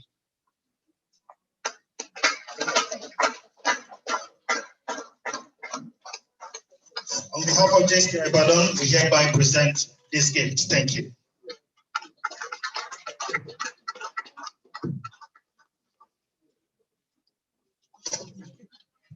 Thank you very much. Very distinguished JCI member, again, for this honor. Like I told you when I started, I feel very highly honored and humble. And I didn't think, this, and I've tried as much as possible not to come this to a campaign arena. But honestly speaking, I would just implore you, youths, honestly, take this thing very seriously. You're the only one that can save this country now. And it's extremely important. You need to keep at it. Don't give up. Don't give up. Some of us, honestly, I'll be honest with you, I have no business in politics. I have no business in politics. I've reached the pinnacle of my career. I'm spending my life savings in politics. And the truth at the end of the day, sometimes when I look at things I do in politics, sometimes my wife will look at me to show up on my photo. But the truth at the end of the day is that if we don't do it, who will do it? I don't think America will come and help you. We have to help ourselves. So I'll leave you with that parting shot. Thank you again for the honor. I know I did make a pledge to support this year with your secretariat. So let me renew my pledge for 1.5 million.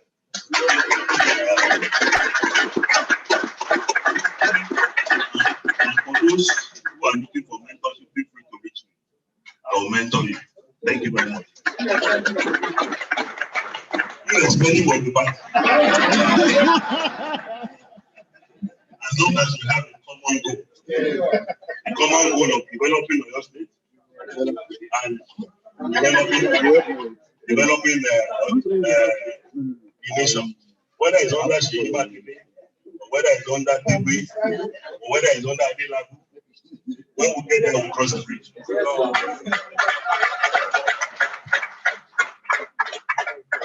I have to take my leave. All right, to accompany our keynote speaker, I'd like to call Senator John Menka, Senator Dioluwa Deni, and Prince Fulade Ganye.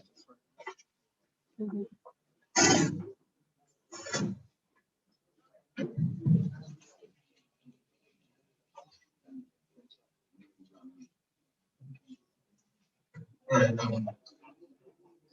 very quickly, we move into the panel session, and I'd like to invite to this side of the hall our panelists for today. Let me start with the person who is going to moderate the panel session, none other than our own Director of Public Relations and Protocol, Oluwadamilola Akinwale.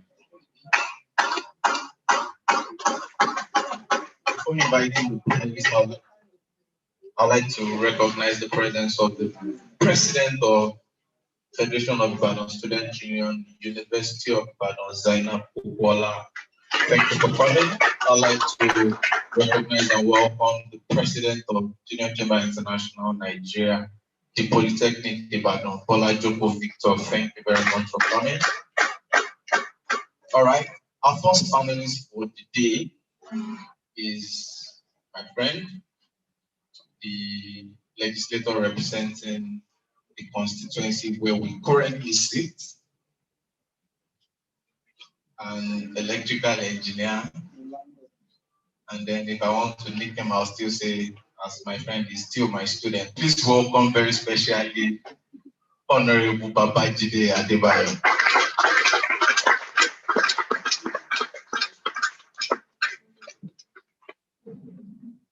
I'd like to call next my boss, our boss, but in politics, maybe my colleague, the JCI advisor for Africa and Middle East, CEO Big and Bold Communication, JCI Senator Jide Adeyemi.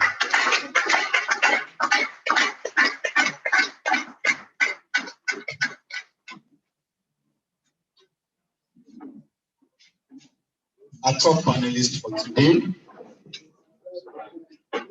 Today is supposed to be a day for the Jides and the Jides and Jides. Our third panelist, First President Jide Egunjobi, is unavoidably absent, but will be represented by our 2013 President, Iyiola Folayan, OCI Senator.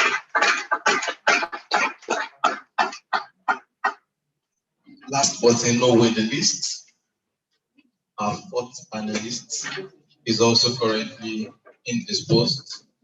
Mr. Wale Oladite, who will be represented on the panel by none other than former Student Union President, University of Ibadan, and Senior Research Fellow at National Institute of Medical Research, JC Tokunbo Salako.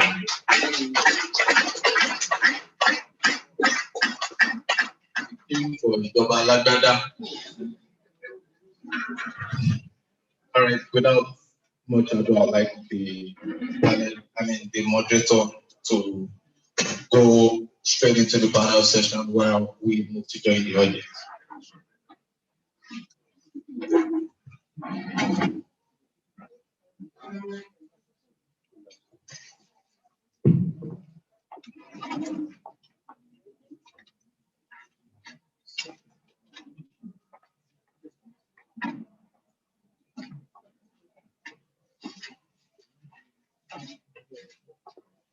Good afternoon, fellow guests and our friends. Today we're going to be discussing about youth participation in politics. And we're going to be talking about how the future is now. So I'd like panelists to introduce themselves and then talk briefly about the topic before we go into specific questions. Thank you. Okay, so we're going to be starting from politics.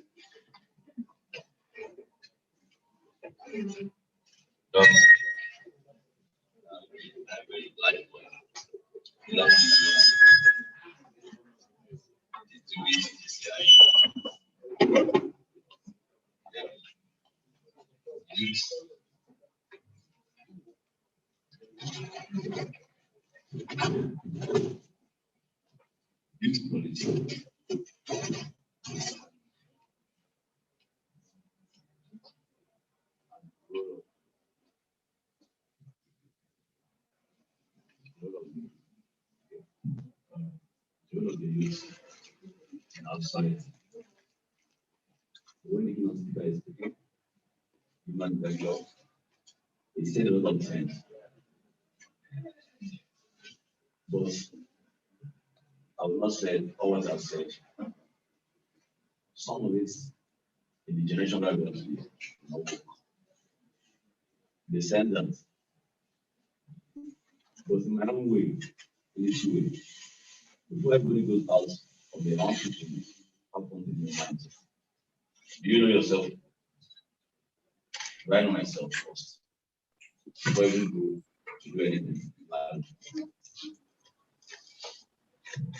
As I'm telling one of you right today, I told you today, I'm an engineer.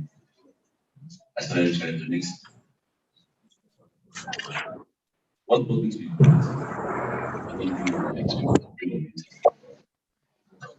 I want to bring the collaboration when he said to us that the youth should collaborate with us.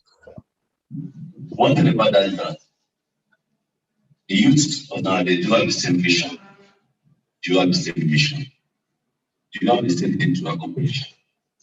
I can tell you that.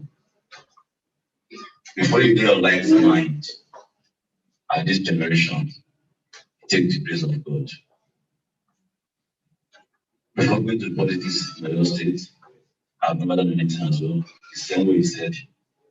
But I can just tell you that I'm fortunate and I found the grace of God to be where I am today. In the sense that the person I contested under his platform, that's a good name, and also I have a good name. That's what I said. Do you know yourself? If I tell you my story today, that I'm representing, but not to take consistency, all these constituencies today, I'm representing, I'm occupied for 25 years there. But the only thing I know is that I did not lose my vision, even though when I'm selling bread in the street. The vision is one day, this is my target. Immediately I sent myself to school, I went to the technical Ibadan. What brought me my first job is joining myself. I did that in matter. I finished through engineer Fabio in Ibadan. Engineering students, I put that in matter. The matter I put in my project is what brought me my job. The job I worked for 9 years. After that job, I found myself in politics. And right now, after 9 years working in a place, I'm now a member of the assembly. The reason why I said, do I know myself? That's the only thing, that's the only area I can find myself. I cannot be an accountant. But I know I have my hand up. First of all, when you know yourself, you know yourself. Nobody can tell you that. Someone brought to this politics where they came to me in Lagos, oh bro, yeah, my friend is here, spending lots, and all this to get what I friend. And the guy called me to come on. What is anybody? Okay, I came in 2017. December, I was doing all around then. Eventually, and I'm going again to other colleagues. I just brought him down to Ibadan because the family people, I want him to waste his money on politics. He said, people like him to come meet me in Lagos, they want to manage politics. They want I'm a friend, youth. They say to me about, you think he has money out of us, we're going to make him lose all the money here. But today, I'm very happy because when I had what they said, I did not lose my vision. I told them, if only PDP member one at our assembly or video, because that's my vision. Today is where I found myself. I appreciate you. Good afternoon, everyone. Mr. President, past President J.C. Ibadan, senators present, and members, and the panelists. Youth involvement in politics. There's a question I've had to answer in the last 1 year, Geneva politics. And then some people felt in all places why Ibadan politics. I participated from AG, AC, ACN, and all that in Lagos. And then I felt strongly that something is not just right around here. I'm from Olatubos company, Tamale. Tamale is there in Beren. And I feel that my environment shouldn't be the way it is. A lot of people say, how do you cope with the Beren people? Today we are coping fine. I can tell you that with my name, you can get certain leverage in that community today. And what is the essence of all of this? I don't want to live abroad. To the glory of God, I've done more than 50 countries. I have documentation in at least 2 countries, but I don't want to live abroad. I want to live in this country. Because why? Even after you get citizenship, a lot of people call themselves second-class citizens. You are not second-class citizens. You are probably 5th class in some cases. And I can break it down for you. In the US, I can even tell you in US, if you're a Baptist, if you're a Presbyterian, if you're a Catholic, there are categories. They are even different. So if you're an American, then there's a Black American.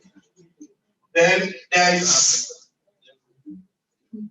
the Caucasians, the Negroes, and all that. Before we come to African American that you are. And then they give you a title, they call it immigrant. And that is why you see a lot of these guys, they can't give you $100 because it's working $15 per hour. And then when they calculate $100 that you're asking for, is how many hours? So they are not able to give you that money. Some of them are doing well, to the glory of God. So when you look at all of these things, you tell yourself, what do they have that we don't have? And Nigerians are not asking for too much, you are just asking for the basic. But then the basic are not here in our face. One. Secondly, people who told us in 1986, when I was 10 years old, that we are the futures of tomorrow, we are the leaders of tomorrow. The same people are still ruling Nigeria today. And they are telling my children now, who are 15 and 13, that they are the leaders of tomorrow. And yes, these guys will be 30, and the people who call you leaders of tomorrow, they will still be leaders at that time. So, if we don't take the future into our hand, nothing will change. And for those of you who have moved, you have gotten VPN so that you can still tweet. INEC will never count the amount of tweets. INEC is not interested in how many likes. As a matter of fact, we are Christians and I also pray. I scavenge for the information. But then, with our anointing and speaking in tongues, INEC will not count prayer points, it will only count votes.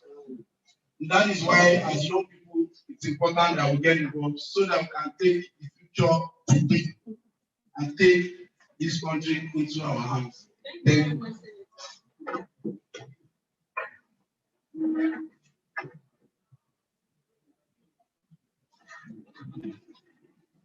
Thank you very much. The politicians have spoken. All right. Coincidentally, two of them are very good friends. So that question, did they wear politics? And one of the people that has answered me, hopefully you will. Okay, youth and involvement in politics. For me, I would dissect it in 2 perspectives. It's important to say that I'm representing pastors like Jide Ogunjobi. So forgive me if my English is not as good as his own. Okay, so as a politician, is either you help to vote people into office or you are the one that is being voted into office. So as a youth, I believe that there are 2 ways by which you can be relevant in politics. It's either you are part of the machinery to help vote someone into office, or you are part of the people that are being voted into the office. Okay, so what we see more in our society today is that the youths have made ourselves part of those machineries that only help to vote people into office. And we really have not seen ourselves good enough as people that can also occupy political offices. Yeah, I believe what we're saying now is that the youth should also leave that, we should leave that space of only being part of the machinery that votes the so-called old men who were in politics before a whole lot of, or some of us were born, and we still hear those names, even in this generation. The first time I heard Aldo, I was only 9. I'm 44 now. I'm still hearing it. Okay, so it's important that the youth today we should see ourselves as not just people that will be used as that machinery, but we should go back to our own drawing board. Well, I have a pain, and my pain is that every time we refer to the likes of our own law, we are never sincere with ourselves. The degree and exposure of our own law at 29, a whole lot of us at 50, we don't have it. What our own decided to do, the things they went through to study and show himself approved, none of us as youths today are ready to pay the price. We're interested in the get rich quick syndrome. And my idea is that even if we hand the office, these offices that we talk about, and we all cry that it's been occupied by our grandfathers, if we hand it over to a lot of youth today, we will misbehave and we will mismanage it. Because we really have not subjected ourselves to what it takes to lead in those capacities.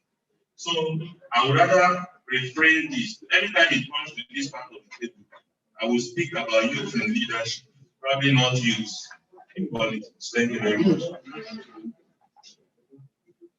Thank you. Thank you.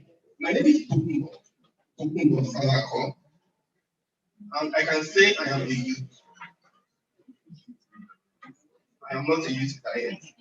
I can also say I am a retired politician.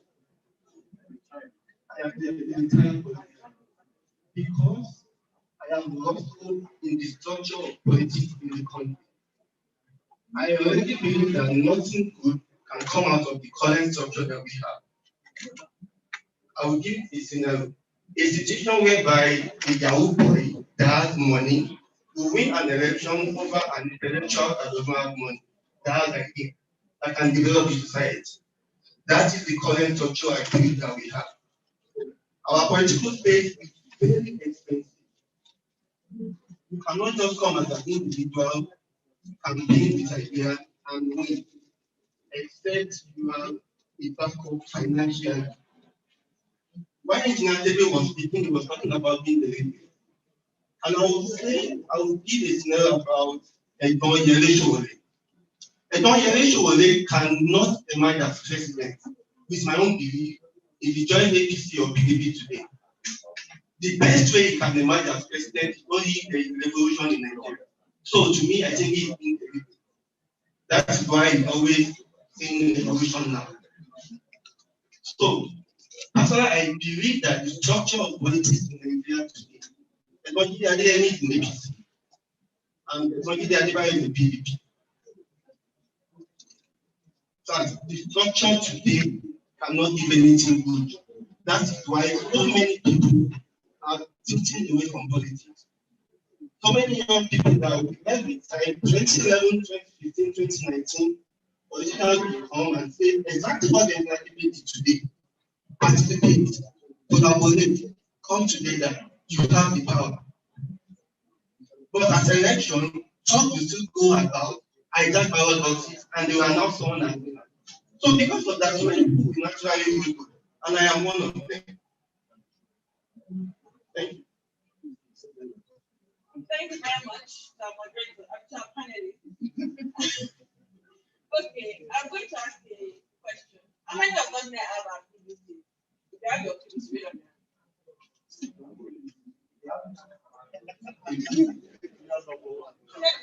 wait on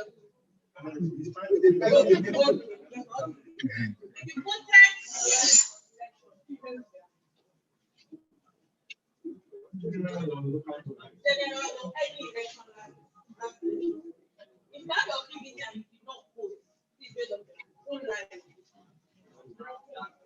I did not vote. Okay, so prior to 2018, before 2018, I did this, I noted politics. Because growing up, I didn't see anything change. And the only election I ever witnessed, I think, was 1999, was IMG. I don't know if anybody knows that. People were, my parents went to vote because our friend was protesting. And then my daddy got home separate from my mom. That's like my earliest memory of election. So I just blacked out. I didn't even do government secondary school. So when I talking about something before you, I don't do that till now. But then in 2017, I joined JCI. And then I met an boy, his name is Bisi Ogunwale, for those of us that know him. And then meeting on Bisi in the JCI setting, it seems like he is a really smart, intelligent, like energetic person. And then he said he wrote a book, and I'm like, you have to go for the book. And when I got there was about politics. I'm like, really? What is this two in politics? Politics not for random people. That's always been my mentality. And then he sat me down and spoke to me for about 1 hour 30 minutes. And my mindset just changed. And there was one thing he said that really hit a nerve. He said, if you keep leaving politics with so-called illiterates, they will keep making decisions that will affect you, your children, and your grandchildren. Unfortunately for me, election was around the corner. And then our sitting president invited me for a media talk, just a meet and greet with Engineer Taylor, who just left. And that piqued my interest in politics. Like, wow, really, people can actually make changes. They just decide not to. It's not like they can't make those changes. They'll just get there and decide to start to behave. But then if there are people who can check them, they would actually like do things right by people.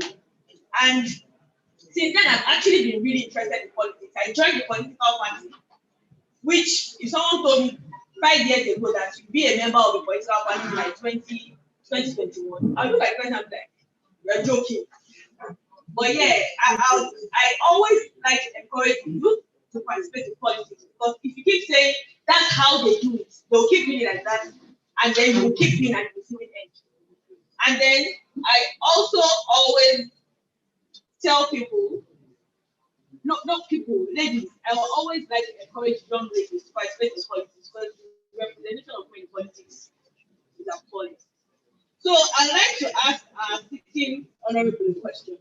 Despite the fact that the Not Too Young to Run bill was passed in 2018, there's still a problem with young people running in politics. Young people always have challenges. Is there a reason why? Thank you. Not young to run bill was part of this that won 2019 election. But let me tell you one thing about it. When the other panelists say stop it your time, he has mentioned these tips. Financial. Should I tell you one thing? I'm contesting as for assembly last year 2019. I can tell you, if you want to see my bank account, I spent 60 million there to one house of assembly where I am today. Yes, 60 million naira. I can tell you that already. But sitting right there, I can tell you what I've done. If you go out and calculate the money, your arrival at pension. As a youth, if you have financial capacity in this terrain, you are going nowhere. Either you take it or you leave it. Thank you. Thank you very much. I'm trying to open our bank app. I posted it on. I don't think get 60 million naira. And like my principal always says, he says, if you want to spend your personal money, just look at it like, I want to buy this money. So imagine you technically throwing away 60 million naira in the current Nigerian climate. So I'd actually like to ask a question for that. You said you spent 60 million naira during your campaign. Was it worth it? 1, 2. You spent 60 million naira. That's your personal cost, not what that your friends raised for you. Have you been able, like, are you going to be able to put that 60 million naira before you get your money?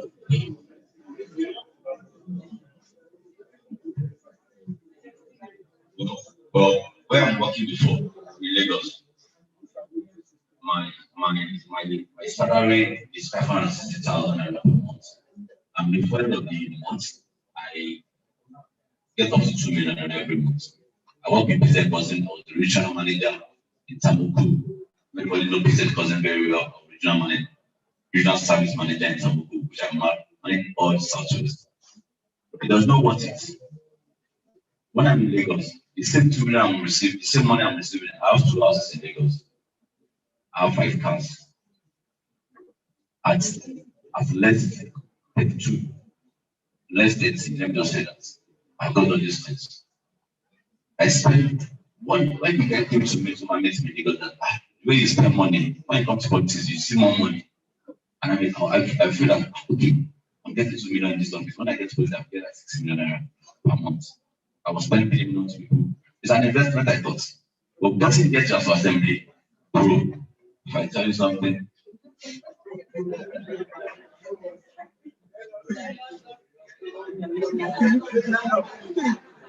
okay, when I get there, you know, as for assembly, their life, their financial capacity lies on the governor.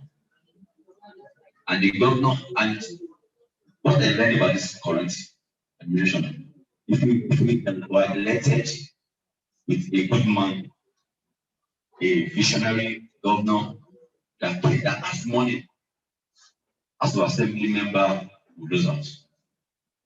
But if you have a governor that thinks so much, oh, we are going to stay low, as of assembly member who have money. It's two ways. If you came with the governor that believe I'm going to make change in this state, I want to write my name in gold. A member might survive.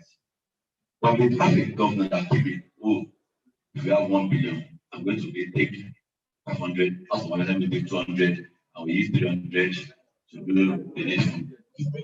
You get it right. Right now, in National Assembly today, we are living on a statutory.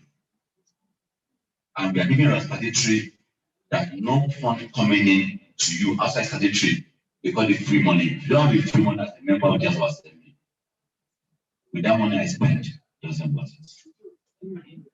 Right now, I'm talking to you, in 2 years in office, because when I'm campaigning with passion. I'm campaigning as a young boy that I can get to this state. I give all my things to do all what I need. I campaign to people, I promise them what I cannot give them. I don't know those things is not visible. I don't know it's not visible. I get there.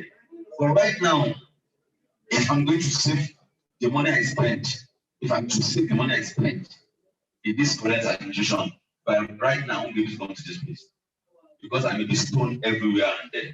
I may not even walk around because I will not do a single project. As assembly members, I'm talking to you now. However, 14 hours I've done in my constituency. Basically. Reason is I'm doing it because I wanted to campaign. And secondly, the face of politics outside to people, they don't know the difference between the executive and the legislative.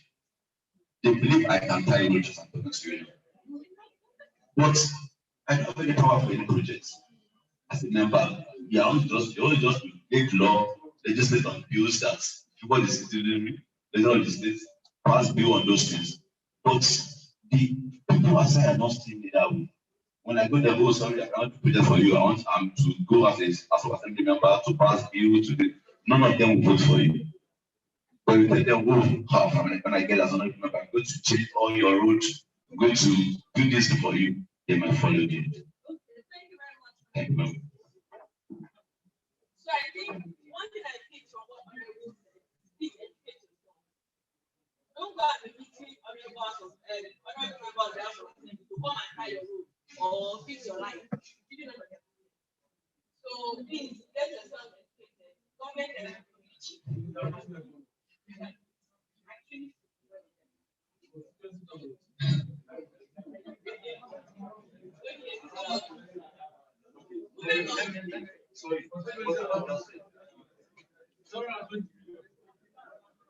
Hello. Concerning projects in this administration, I'm going to tell you here. Today we are August. This year, last year 2019, when I come in, I received 2 million. Last year, the 2 times we received one, I received 10 million to places. This year, I don't receive anything. Make your mind this. Thank you. Thank you very much. And also, the money I received, divided by 14 balls. Check my salary.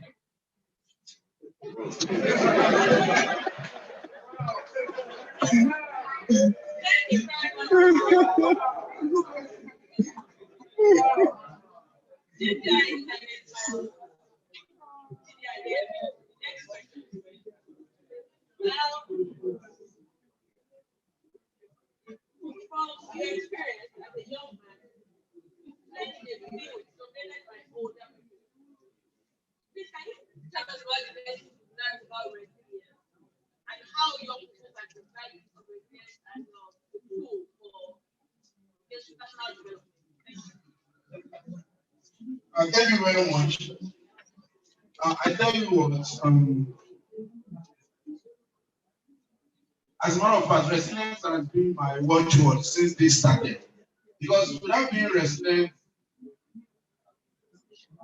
there are people who, if they leave the consistency and come to the outside world, and I don't say this to demean anybody or to appreciate God, we will not sit on the same table, never. I tell you. So I bring friends to the constituency, and then I prostrate for some people, and the person says, I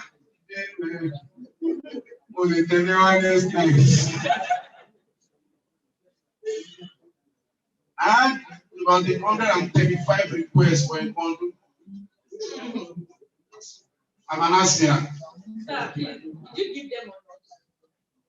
Well, so when I came in, and I will say this, so I came in with the notion that my style will never be stomach infrastructure. A lot of people felt, you have missed it. But I tell you, we are beginning to change the orientation of a lot of people. For example, there are supporters, volunteers who work for me, who are Muslims that I try to appreciate. But then everybody begged me today 2 bags of rice per ward. So I want to represent Ibadan Northeast and Southeast in Prayer House. So there are 24 wards. And I said to them, 2 bags per ward. It's just 48 bags, right? But then maybe one Congo will reach Saturday. I hope you don't know for 20 years after political interest. I understand. And then, so I will tell you some things they've said about me. But guess what? Every day, even as I sit here, I still message people say they will go behind you. They discussed me on the real that I've never entered a place before, and somebody said, no, we will find a way around this guy. People give money, and I'm talking huge money. See, we forget the place of God when we do all of these things. There's a place of divinity in some of these things. So that's why I ask you to sit down with your God before you go into it. Because the guys you are playing with are somewhere overnight. So the question is, what are you doing when they are doing that? I managed Bishop Wale's campaign in 2015 in London. And then we had an accident one time on our way. And we go to London and the man called us and said, and he's talking him. We should not with the best shape. And then he gave us this black thing, the tie, whatever to it, and said we should always put it in our car. So I told Bishop, I said, I will have to do public transport to Lagos. Because this will not work for you. You know why? Because I'll be in this car. He said, did I ask him where he put it? I said, I did not ask him. I said, threw it in the gutter outside the man's house. I didn't believe him. We went back, I saw the thing there.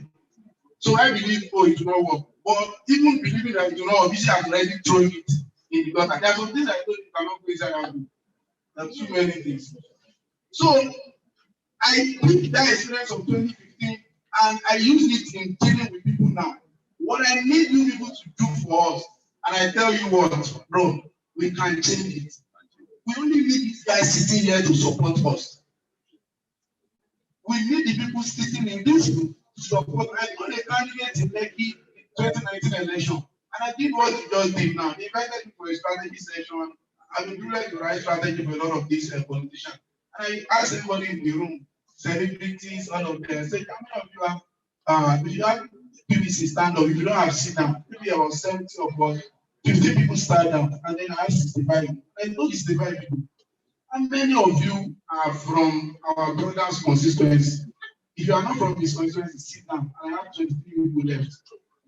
Of the 23 people from his constituency, 18 of them moved from Zulere, Ebeda. God, I just blessed them to move to Lekki. Some of them, they forced themselves to Lekki.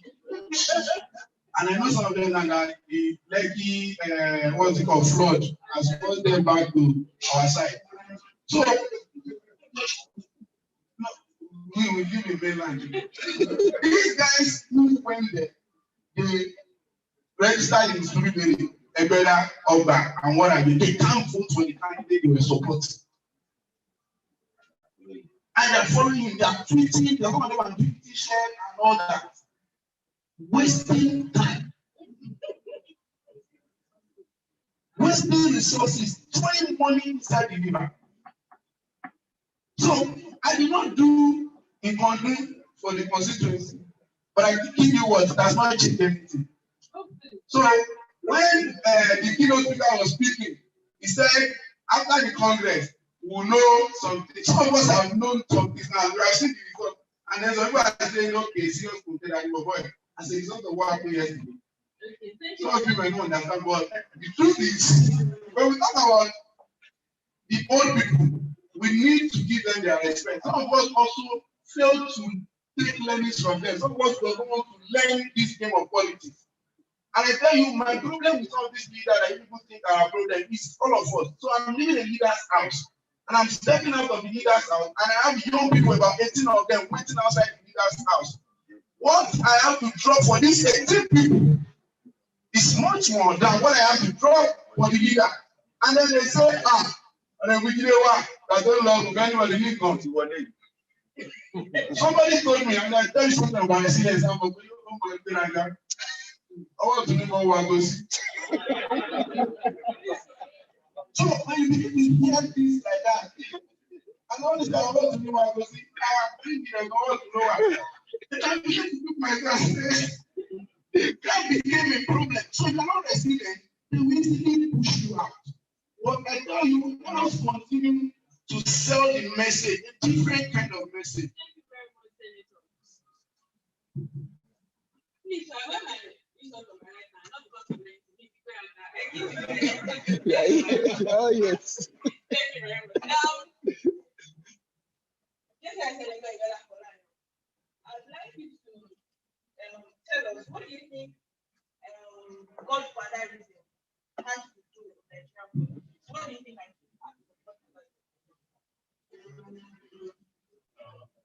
I believe Godfatherism is everything in Nigerian politics. It's everything. It's either you understand who your father is, or you are thrown away as a bastard. Okay, I also grew up in a lorry, and I'm 44 years today. So, but before I answer, it's important we must vote to know for what these guys, the people that can help us to rewrite our history in Nigeria, our story in Nigeria. However, back to your question, what fatherism is everything in the politics of Nigeria. Growing up in Ilorin, so I will not mention names, so when I speak, whoever is a politician who has followed politics, that came a governor who was not part of the Godfatherism scheme. He became a governor by chance because a whole lot of the youths decided that they were going to vote against the Godfather Kwara State for once, and they did. And then came the Admiral, who became governor in Kwara. And it got to a point, the same Godfather. So I have an auntie who is still, she died last December. And they went for a political meeting in his house, in the house of the Godfather. And he said to them, say,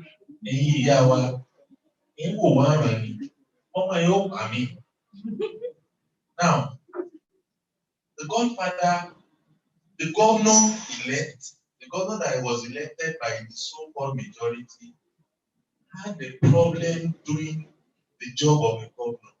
we kept fighting and trying to live as against the will of the godfather that was not supporting.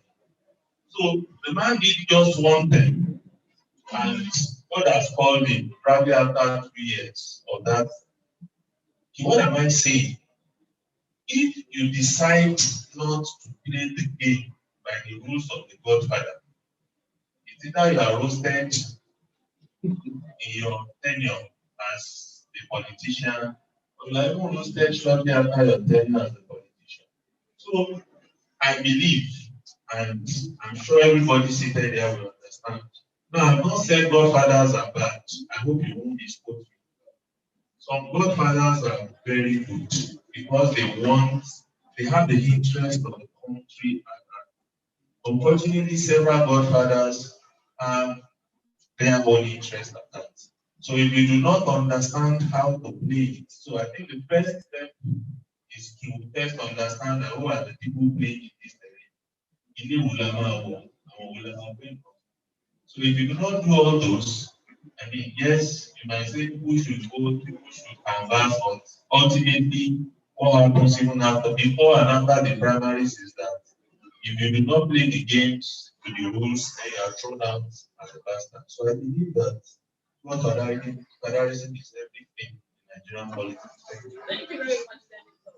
Jessica Salako, being a retired politician, I will hope you get called back to school. What do you think has been the impact of education in youth participation in politics over the years? Thank you. I will answer the question, but I really want to give an addendum to about godfatherism in politics. So many people in Oyo State today, Governor Shima made a mind against the will of the godfather. It does not have a godfather. Am I free with you? So we expect that because it does not have a godfather, good things will come, good things will happen in the state. I also know that in Lagos State, former Governor Bola Ahmed Tinubu practically made Governor Bode governor. And after one time, he also practically removed him. That is also the effect of godfathering. So I believe that as an individual that wants to go into politics, the moment you have a godfather, your capacity as a governor or as an elected officer will somehow be reduced. What if you and your godfather have the same vision for your state? Now that is the point. In Nigeria today, there is no one single godfather that we can say that is interested for the development of the country. There is none that I can mention. It has always been because they have a personal interest that they want to protect. Either the person they put in office is there because of what they want to gain or because of the next person they want to put there. It is always there. Okay, thank you. So impact of education. Impact of education in politics. I'm not seeing it. Sincerely. Maybe when the country they are getting eventually in my as a member of House of Representatives, some of us are like, okay, we have someone that we can look up to. And I will believe in that will actually change it. Like I said, the structure of politics in Nigeria today is a big problem. If you don't change the structure, nothing could be complete. We've had former President Goodluck Jonathan. What's the PhD holder? And the current president we have, General Mohammed Buhari, is a primary F9 power. So, we should not disturb ourselves. Education is not playing any major role. Because for you to even contest, all you need is a primary reading certificate. So why are we talking about it? Are in a 3-year walk. Just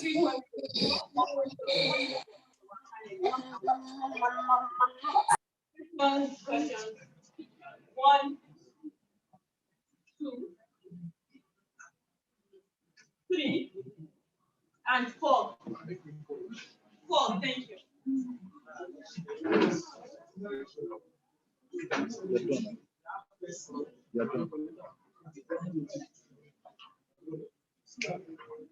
Okay, should we make it 6? 7.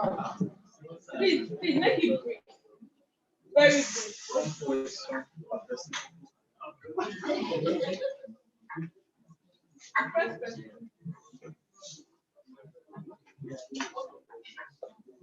Yeah, good afternoon. Olaiwan Jolanshile is my name. I'm a first-time member in here. I would like to make a quick comment before I ask my question. I'm very sorry. Pissed off anytime I hear discussing about politics and we are talking about PVCs. Because I've get to understand that PVC is not actually our problem.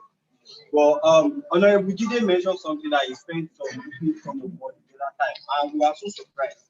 Yeah, it is very possible, and this is the problem I identified. The problem I identified is actually the grassroots. Now, some people collected that 60 million naira. These people are the party people, and the people that go to world meeting, and the people that go to the Congress, APC Congress, PDP Congress. They are the people that they are going to select the people that we are going to elect. I don't know if that is correct. They are the ones that will select the people that we are going to elect. So whether we like it or not, whether you like the PVC, they are the ones that are going to bring the wrongs for us. Now it is not the question for us to say, okay, out of the wrongs. Sometimes we say, let's pick the good devil. So please, I'm very sorry. So I just want to understand this, that the major thing is for most of us to actually go back to party, start attending board meeting and some other meetings. And how could this be possible? And this is where I'm actually I want to ask my question. And I'm directing that question to Mr. Jide. And that is do you call me Jide?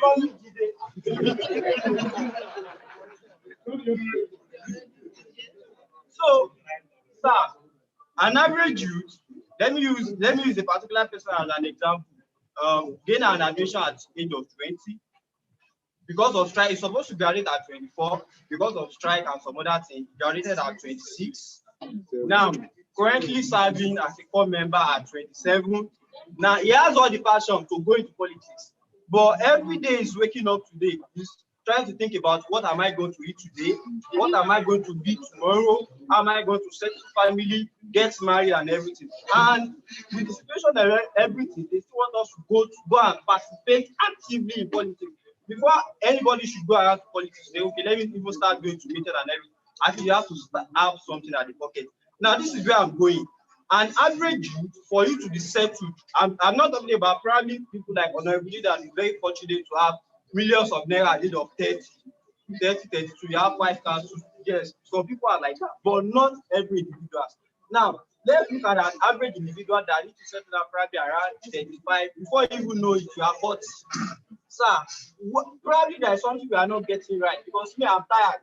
Can you tell us, probably there is actually a secret for individuals from 25 to 35? Is there something that we can do to penetrate? Not just go and vote on election day, penetrate. Sir, thank you very much. Thank you very much. Hello. Are you a member of JCI? Okay, so I will use a friend as an example. His name is Pascal DK. I'm sure you have heard that name before. So Pascal left and joined JCI. What's their chapter now? Immediately. At that time, his friends were waiting to make money before you can join the chapter. Some of us join JCI, go immediately after school, but we choose not to be president so that I have enough money so that before I can be president. And when I became president in 2013, people were asking, oh, this is a president now come. And then some people in this hall called me and said, we thought you were not interested. So now that you're 37, we'll make you national president 2016. So you will be MVP 28, EVP 29, MVP like that. I thought it was rather too late. That was why my local presidency was granted. Most outstanding national president, most outstanding president in Africa and Middle East. I did it back and I said I'm going to end there. So my convention was a boat cruise to end it. Now, when Pascal joined immediately, Pascal became EVP, Africa and Middle East, at I think 35 or thereabout.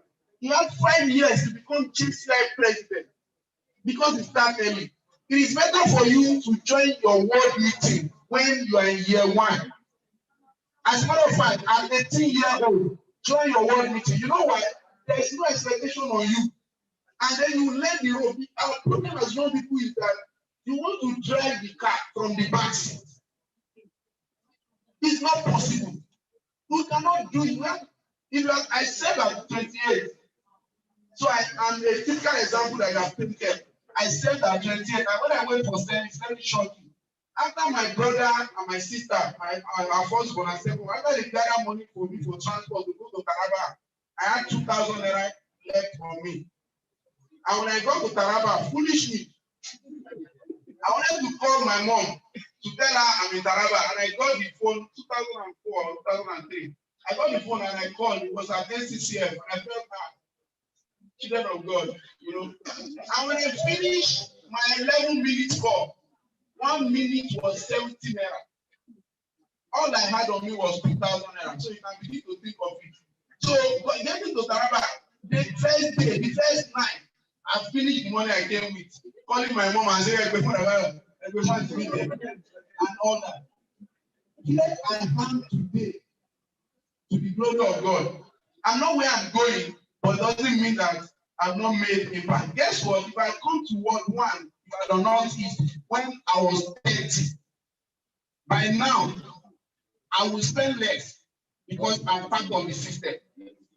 And then, see, it is better for you now when you are nobody, so that you can rise to participate. Then you will be world secretary, you will be delegate to local government, you will be youth leader and all of that. And then nobody in the system can popo you like they popo these guys who came from Lagos. These 2 guys, the 2 they came from Lagos. I don't go. Ask your husband not to be youth leader APC or your state. And some people say, show the people is right there. If it was in 2012, going to world meeting, sitting down there, nobody can say that. And I'll tell you, brother, education plays a major role. You can search for who is representing my constituency. If I don't know this federal constituency, watch the guy on video. You will cry on our behalf. And that confirms to you that education plays a major role. And I tell you, Clay will not like this one.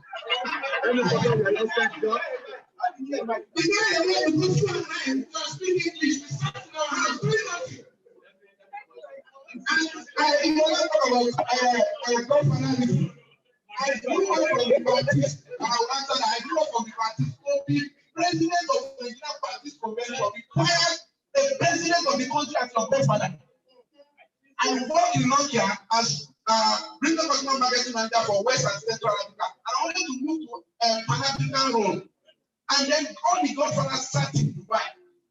The country I visited most of my life is Dubai.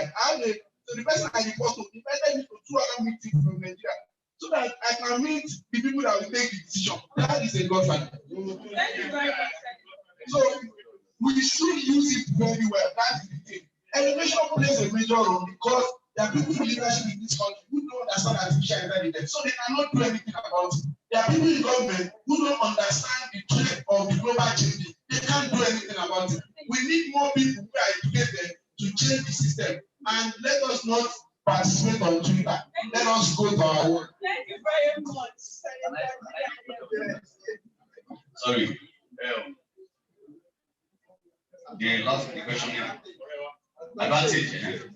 Let me just the guy represents about not now. What 11? We have both of us now, sir. The guy represents as councillor, Shomolu. The same way you work for me, the same way the guy works for me. But I see the impact that he works for me, and he's a party member. He's a councillor right now. The reason is this because the party, I see his work, and he's a party member. I cannot just come out to this is my guy, you know, my friend. They want all this. Because Shomolu, he's a party member. That guy is a party member. He's just going to service right now. The guy, the councillor guy there, he's serving right now. Don't report the guy with me. You get it? Because he has been there participating during graduation on PVC then. He did a lot of job. We all see the impact. That's why we pick it. What I just say that join the party now, anyone you feel like. Either you have only two parties, either PDP or APC. Join anyone you like. Thank you. Thank you very much. Elections are not one of that. And as they are doing your work on social media, please do your platform. Go for what conference and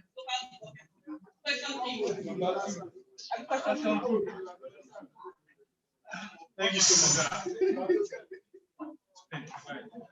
Okay, my thoughts are that there is a calculated scam to prevent people from getting the right information and knowledge about what is going on in political circles. I ask myself, is this something it's called concurrent list? What does concurrent list mean? I didn't do government in school, but I'm not sure it was part of the curriculum. When I moved to Ibadan, I tried to change my word so that I could vote in Ibadan, and I ended up still voting in Port Harcourt. When I got to Ibadan North here, I realized that there's actually, we had the profile of all the people who were contesting, put there at the local government office. I'd never seen it before. So how do I even, let's just assume someone had transferred the card to Ibadan. I would even not know who I wanted to vote for. I would just see a poster on my road and I would just say, let me just choose my party. Maybe I don't even know whether the candidate can actually represent me very well. So I see that generally, the right type of voter education is not happening. And some people are also hiding things. Like now, I don't know where Honorable Jide Adebayo's constituency offices. And I know that maybe we are even paying you to employ some assistants or analysts, or maybe it's the House of Assembly or the other has the analysts who help to put all the things together in bills and analyze and things like that. So I don't even know where your constituency office is. I don't know where any constituency office or any elected officer in Ibadan or in Oyo State is. Well, in Lagos, many years ago, if you are passing through, coming from the airport, you see Mr. Ajata. You will see his constituency office. I know his house was nearby. His house was my schoolmate. But we could find his constituency office. So I think even politicians are hiding the information themselves. Just a comment now to my question. You said we are part of not too young to run. So where is the bill that will say, let us regulate election finances so that the poor me, civil servant too, can contest without spending 60 million? Where is that bill? Thank you. So not too young to run or not too old to run. Yeah, thank you. Thank you. Well, the not too young to run bill was passed in federal in Abuja. We know there are federal regulars, partners. It's only once or not the reduce the age we can contest, they not reduce the money to contest. Because let me tell you now, when we bought our form to participate as an assembly day, maybe it's about obviously I use about 1 million, 1.5. Then we are not in power. Now we are in power. I'm very sure when we are buying the land to be increased, you know what I'm talking about. Because they know you right, they know that you are there now. So on that case, the second one you said, constituency office. Between me and you when I came in first, my first target, let me just, there was a house at opposite Coca-Cola. There was a church there, one Christian church offset. That's where I went to get the constituency office. I prepare myself every now and then. When I get out, will be the best Bible. When I get to the office, between me and you, when I see my first salary, and then I will employ LA, SA, PA, all my friends, I put them on payroll. What I'm talking about right now, what I'm saying right now, this is one of my PA. It's working. I not know him when I'm campaigning, but I thought it's passion when I think well, you don't have a job, a graduate come to us, let's not be doing this together. He said that when I get there, this time that someone tell me in Lagos that when you get the seat, you'll be seeing money in your track. Money will just be coming, be flowing. So I back those coming, they want to go 20 million. 20 million.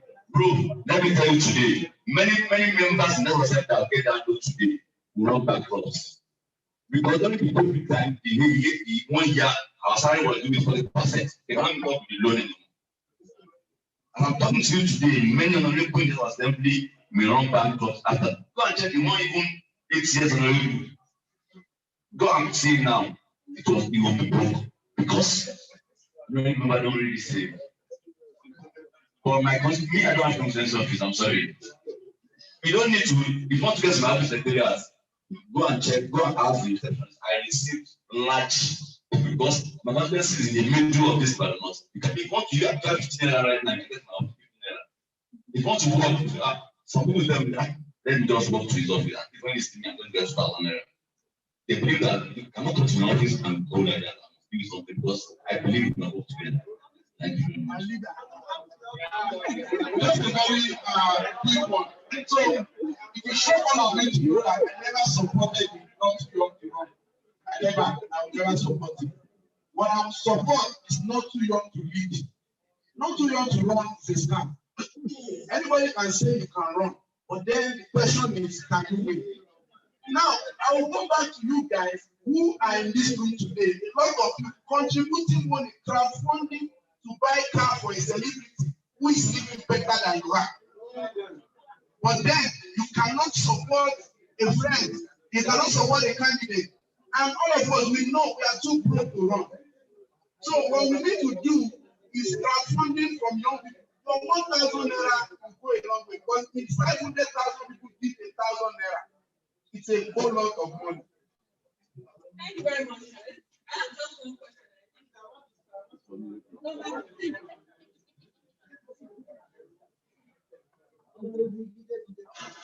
Okay.